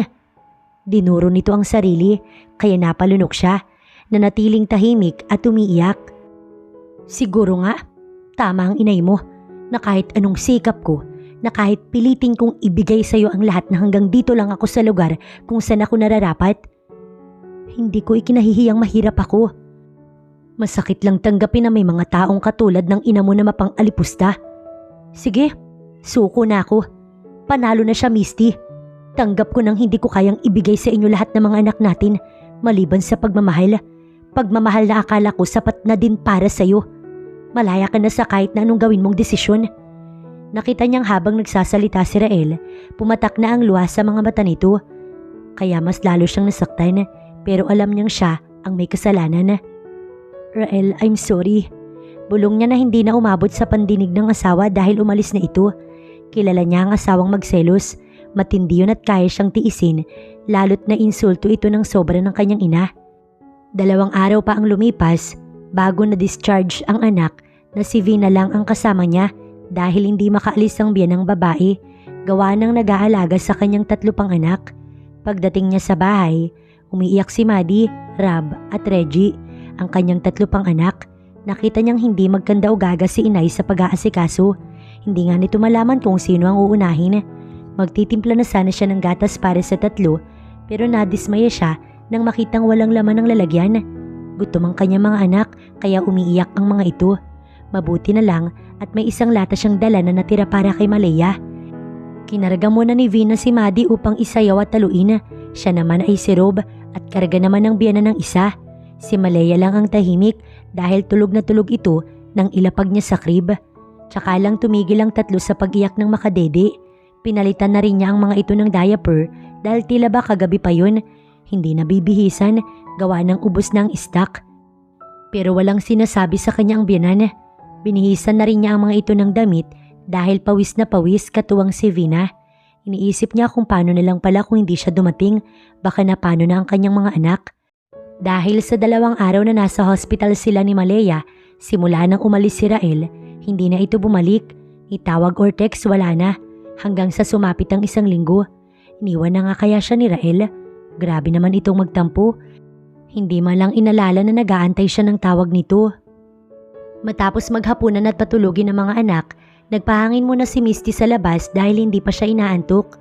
Linggo ngayon na tumaasa siyang darating ang asawa. Kinakalkulan niya ang nagawang pagkakasala rito at siguro kahit anong mangyari, hindi niya na ulit gagawing lumapit pa kay Enchong. Rael, kausapin mo ko. Text niya sa asawa habang naluluha pa. Sana lang maintindihan nito kung bakit nagawa niya ang bagay na yun. Kung nagtatampo man sa kanyang asawa, sana hindi nito patagalin dahil nasasaktan siya at nahihirapan. Okay lang para sa kanyang maranasan na magdildil ng asin na humarap pa sa mabibigat na pagsubok, pero sana sila'y magkaagapay. Wala siyang ibang pinagdarasal kundi mapabuti ang kanilang pamilya na malagpasan nila ang lahat ng ito. Love? Sa dilim, narinig niya ang boses ng asawa. Wala kasing ilaw sa harap ng kanilang bahay kaya hindi niya maaninag kung si Rael ngayon. Rael! Tawag niya na napatayo sa silyang kinauupuan. Maya-maya ay may kaluskos siyang narinig at lumitaw mula sa likod ng halaman na malisbis ang luha niya nang masigurong si Rael ngayon. Nagmamadali siyang humakbang at sinalubong ito ng yakap. Ang asawa niya'y ganoon din. Buong higpit siyang niyakap nito. Sorry Rael, sorry. Nakangiwi niyang usal dahil sa pag-iyak. Shh, wag ka na umiyak. Marinig pa ni inay baka sabihing inaaway kita. Mahal na mahal kita, Misty. Hindi ko kayang mawalay kayo ng mga anak natin. Nagalit ako pero hindi sa'yo. Nagtampo lang ako upang ma-realize ko na mali ang mga sinabi ko sa'yo. Pahayag ng kanyang asawa. Lalo pa sana siyang iiyak sa sinabi nito pero naumid siya at nalunok lahat ng gustong sabihin matapos siyang siilin ng nag-aalab na halik ni Rael sa labi. Halik na pakiramdam niya kay tagal niyang inasam na matikman. Hindi niya na malayang gumaganti na pala siya sa mainit nitong halik at nakasandal na siya sa likod ng pintuan. Hinihingal sila pareho nang pakawalan nito ang kanyang mga labi. Sinapo ng asawa ang magkabilang pisngi niya at tinitigan siya sa muka. Sobrang miss kita, alam mo ba? Bulong nito sa kanya pero hindi naman siya hinayaang makasagot ng asawa dahil muling inangkin nito ang kanyang labi. This time, mas dama niya ang pagkamis na tinutukoy nito. Para siyang papel na inangat ng asawa at dinala sa kanilang silid. Gamit ang paa, isinara nito ang pinto. Bago pa man niya namalayan, nakahiga na siya sa kanilang kama at dinadama ang kakaibang init na nagmumula sa palad ng asawa. Para siyang lantang gulay na mga sandaling yun. Saglit na humiwalay ang asawa sa kanya at isa-isang tinanggal ang kanyang sagabal at muli pinagtagpo ang mga uhaw nilang labi. Bingyon, nanumbalik ang init ng pagmamahala nilang dalawa. Napawi ang kapwa nila tampo at sama ng loob sa isa't isa na hindi nila napag-usapan bago sila naghiwalay at masaya na ulit sila pareho nang magpaalam itong babalik sa Maynila kinabukasan. Inay, ako na pong bahala sa mga bata, magpahinga na po kayo, aniya sa biyanan nang makitang panahikab ito. Kagabi ay napuyat din ito kay Maddie dahil inaatake ng ubo. Nadala niya na sa health center ang anak at naresetahan na ng gamot pero 3 araw na ang lumipas, hindi pa rin gumagaling ang anak niya. Nasabi niya na sa asawa at pinayuhan na siyang dalhin sa doktor pero siya na ang nagdesisyong sa health center na muna. Walang tugon mula sa kanyang biyanan pero tila nangihina itong napahawak ng sentido. Nagulat pa siya ng kasabay nito, unti-unting bumulagta sa sahig. Mabuti na lang napahawak muna ito sa upuan. Dali-dali niyang inilapag ang hawak na anak at natatarantang humingi ng saklolo sa labas. Mabutit may nakarinig sa kanya at pinagtulungan ang biyanan na madala agad sa ospital dahil hindi niya maiwan ang kanyang 4 na anak kaya hindi na siya nakasama. Ninervyos din siya dahil sa takot na naramdaman kanina para sa kanyang biyanan. Hindi niya na namamalayang tumutulo na pala ang kanyang luha dahil sa sunod-sunod na problema. Hindi na lamang tinawagan ng asawa dahil halos kababalik lang nito sa Maynila at ayaw naman niyang umuwi na naman ito. Sa halip ay ang kaibigan ng kanyang tinawagan. Ito na muna ang pansamantalang titingin sa biyanan niya. Wala kasi noon ang Itay Paeng at si Joey dahil parehong nakikisaka.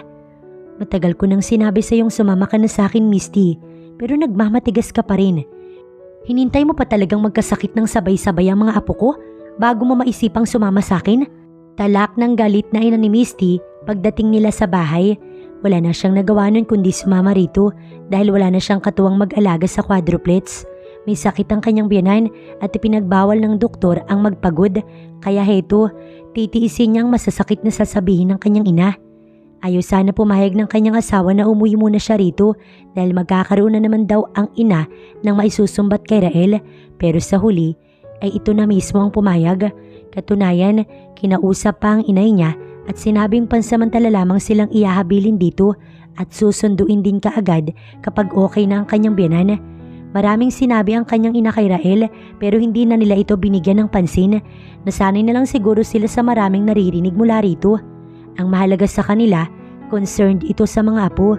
Hindi na lamang siya sumagot dahil ano man ang sabihin niya, hindi siya dito mananalo. Halos may ubo na ang lahat ng kanyang mga anak dahil nagkahawa-hawa na.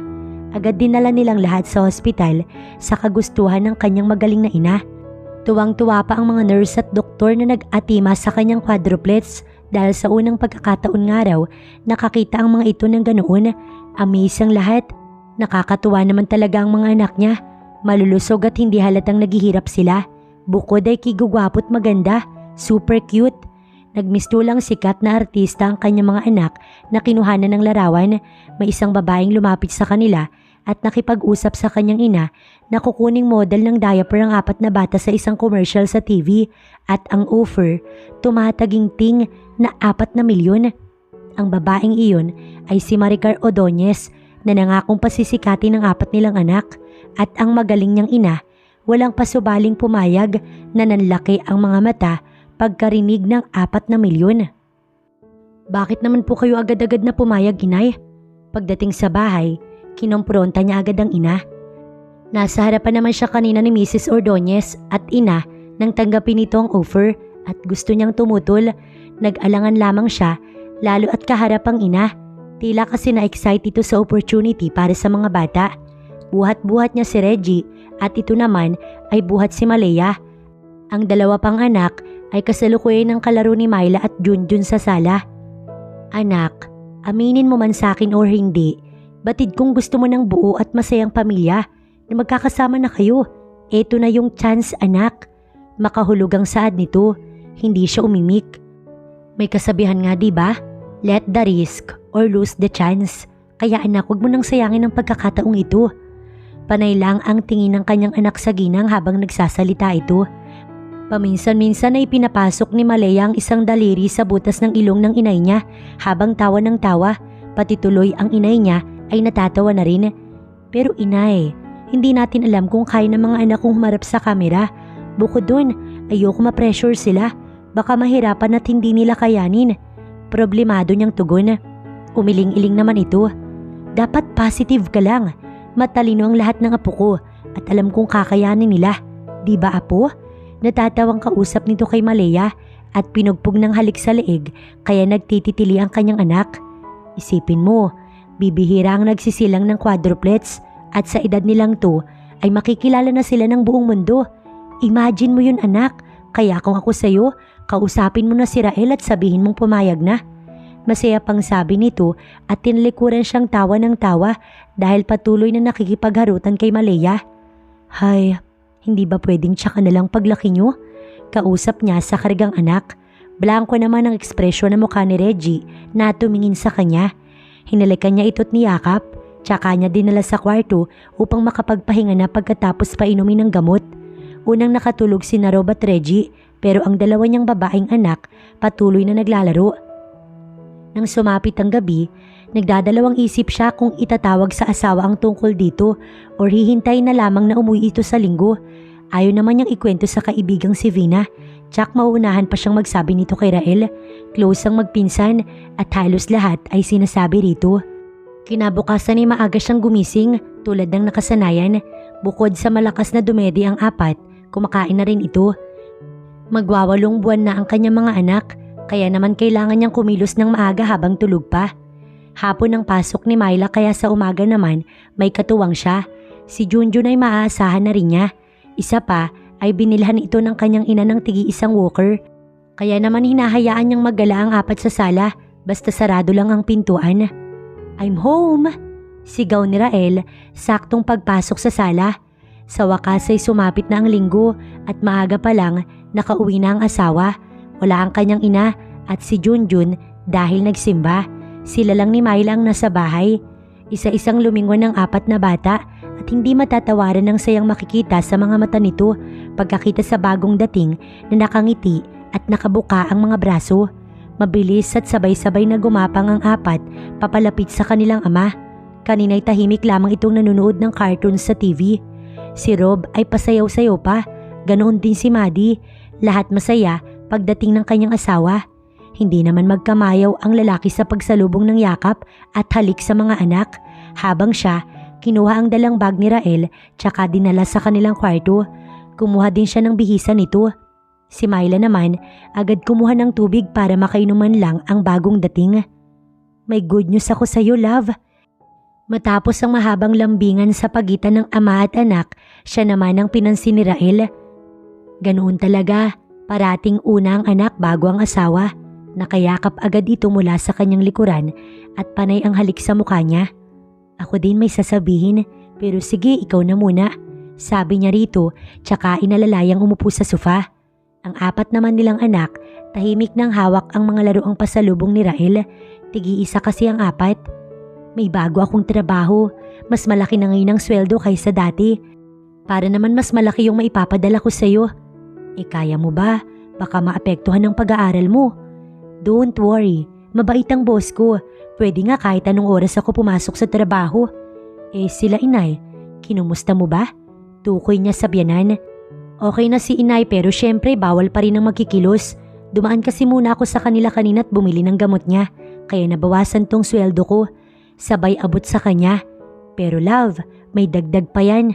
Tsaka siya muling hinalikan sa pisngi at naglalambing na yumakap ng mahigpit habang sinasabing miss na miss siya. Iyon ang dagdag na tinutukoy nito.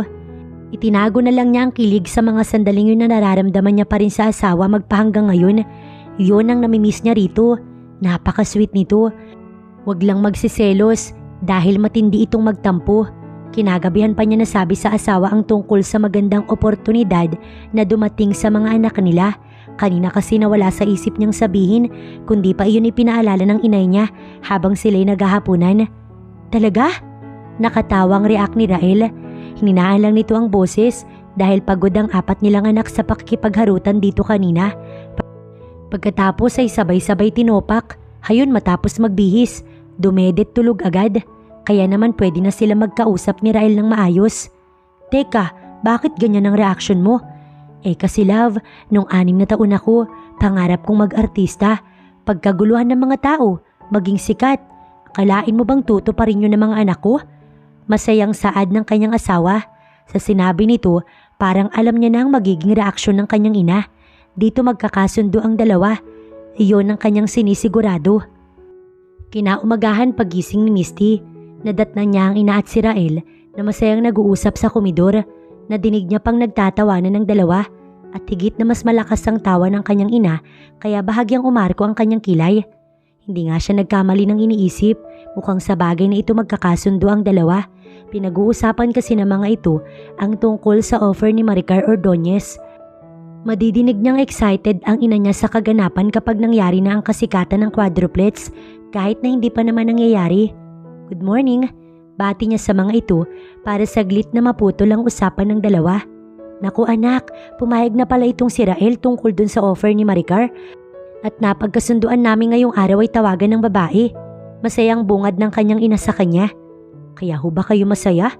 Masarap sa kanyang pakiramdam na makitang nagkakasundo na ang kanyang ina at si Rael.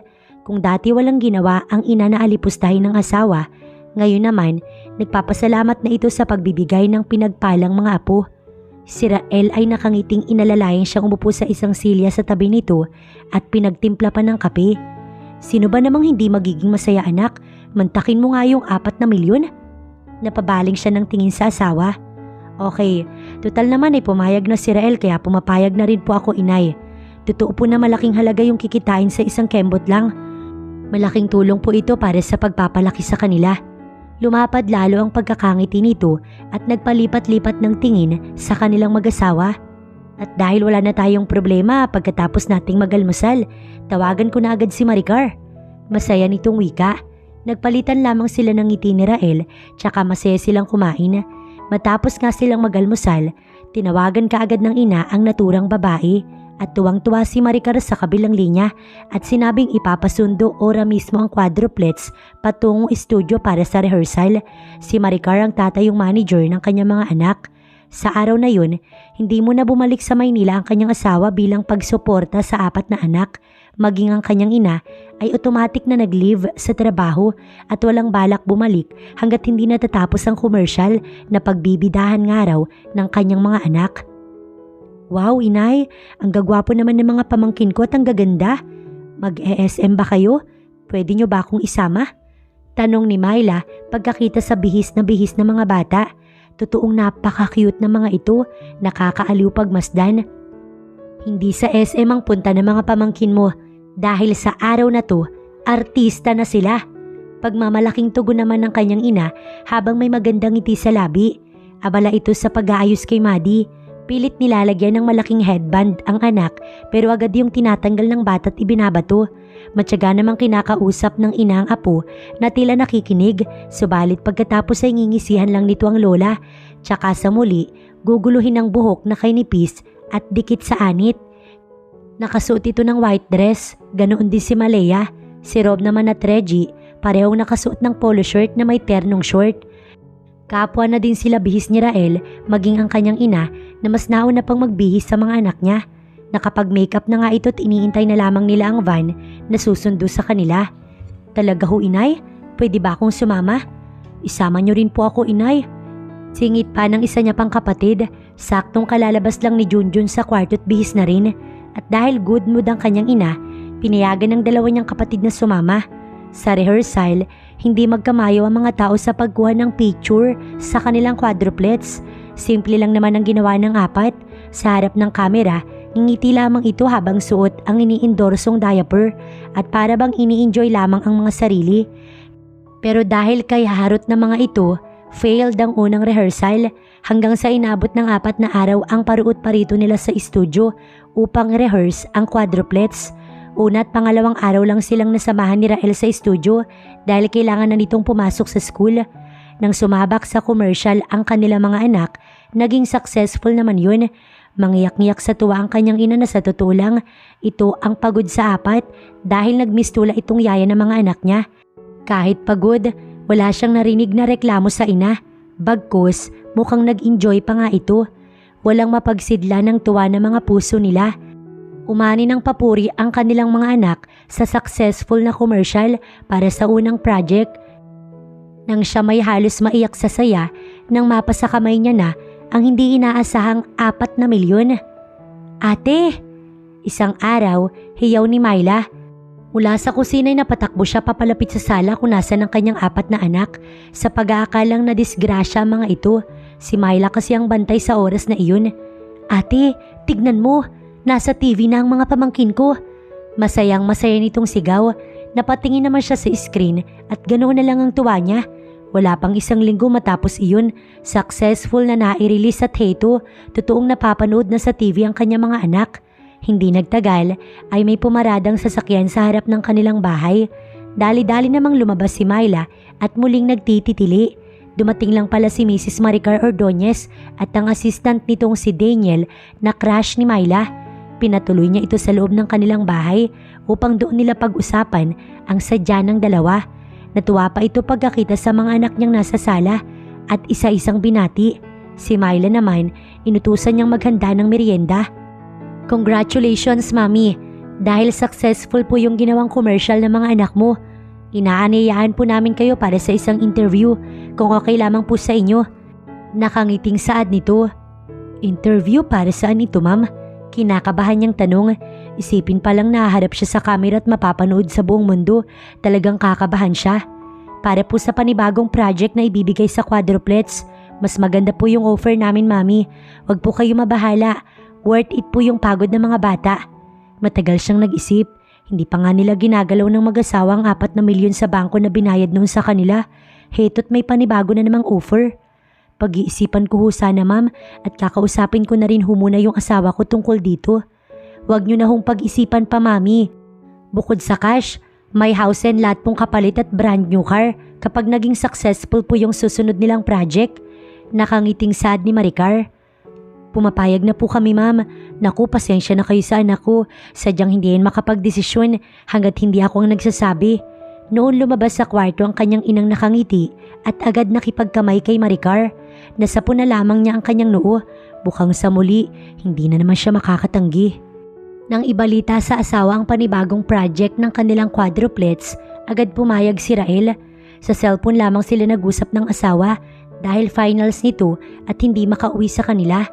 Ang sabi niya ay mag-focus muna ito sa pag-aaral at mag-resign sa trabaho para mas matutukan ito yun. At pumayag naman si Rael sa gusto niya, total ay may pera na sila. Totoong mas naging magaan ang buhay nila simula nang tanggapin ang offer ni Maricar. Hindi na kinakapos ang kanyang mga anak sa gatas at vitamins. Nabili na rin niya mga bagay na hindi niya nabibili noon para sa mga ito, katulad ng damit, sapatos at iba pa. Bukod doon, tinulungan din nila ang mga biyanan na naghihirap lalo na ngayon. Kaya nga sa pangalawang project ng kanilang mga anak, hangad nilang maging successful yung muli. Kahit madalas sa rehearsal, nakakatulog ang isa sa mga anak niya at nauunawaan naman iyon ni Mrs. Ordonez dahil nga ay bata. 6 na beses inulit-ulit na mga ito ang iisang scene. Palibasay wala pang ang muwang ay tila ba naglalaro ang mga ito. Pero syempre, naniniwala siyang kaya ng mga anak niya. Basta lang nakikita ng 4 ang abuela nito, sumusunod naman sa mando ng kanyang ina. Kapag nga sinasabi ng lola na umiyak, mabilis na iiyak ang 4 ng sabay-sabay. At kapag sinabi namang tawa, siya ring gagawin ng mga ito. Kahit sa bahay, inaaral pa iyon ng ina niya. Para pagdating sa rehearsals, madali na lang para sa mga ito.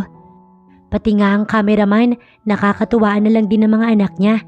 Inabot pa nga sila ng 6 na oras sa rehearsals dahil after 6 hours, kailangan ng matulog na mga ito kundi magwawala.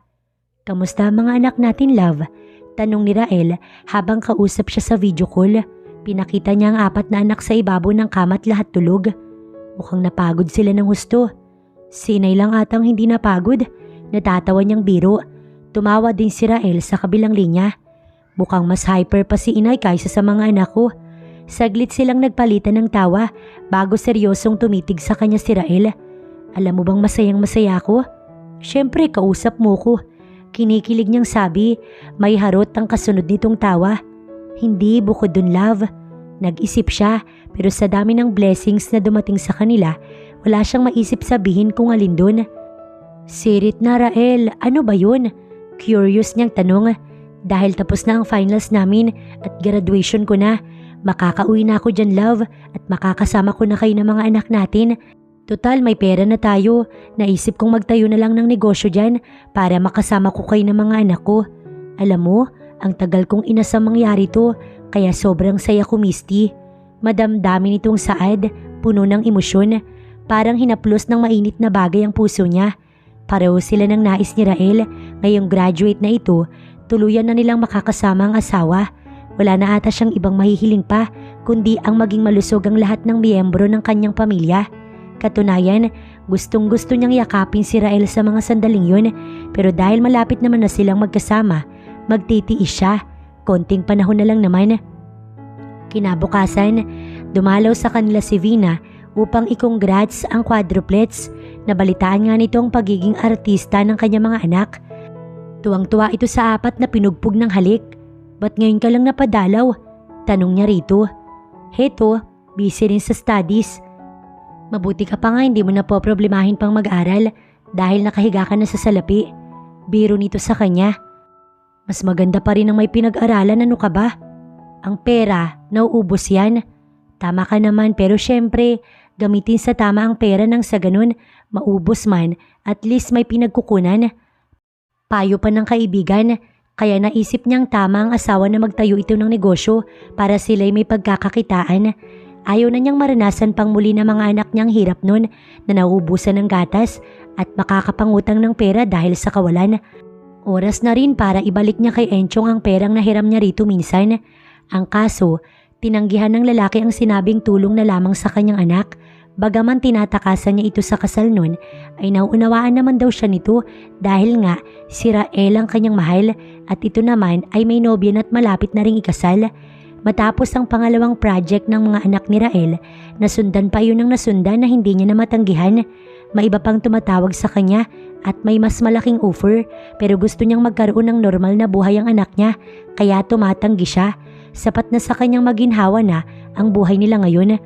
Simula kasi na makita sa TV ang quadruplets, kahit sa mall, pinagkakaguluhan ng mga ito, kukunan ng larawan at halos pumila ang mga tao, makunan lamang ng pictures ang anak nila. At syempre, proud siya bilang ina ng kanyang mga anak. Sa ngayon, 5 taon na ang quadruplets at kasalukuyang nag-aaral. Naging successful naman ang itinayong business ng kanyang asawa na naging katuwang nito ang ama. Habang ang kapatid nitong si Joey bumalik na sa pag-aaral, magkakasama na sila sa malaking bahay ngayon, ang pamilya ni Rael at ang kanyang pamilya na hindi niya akalaing magkakasundo-sundo sa wakas. At syempre, lahat sila ay masaya. Samantala ang tita Apple naman niya, tuluyan nang nanirahan sa Japan dahil nakapag-asawa ito ng taga roon. Patuloy pa rin siyang nagpapasalamat rito sa walang sawang pagtulong sa kanila noon. Sinabi ni Rael na sadyang mabuti ang Diyos sa kanila dahil kahit anong hirap ang pinagdaanan nila noon na halos gumapang sila sa hirap ay patuloy silang naging matatag. Hindi sila bumitaw sa paniniwalang may Diyos sa itaas na nakamasid lamang sa mga taong lubos na nagtitiwala rito.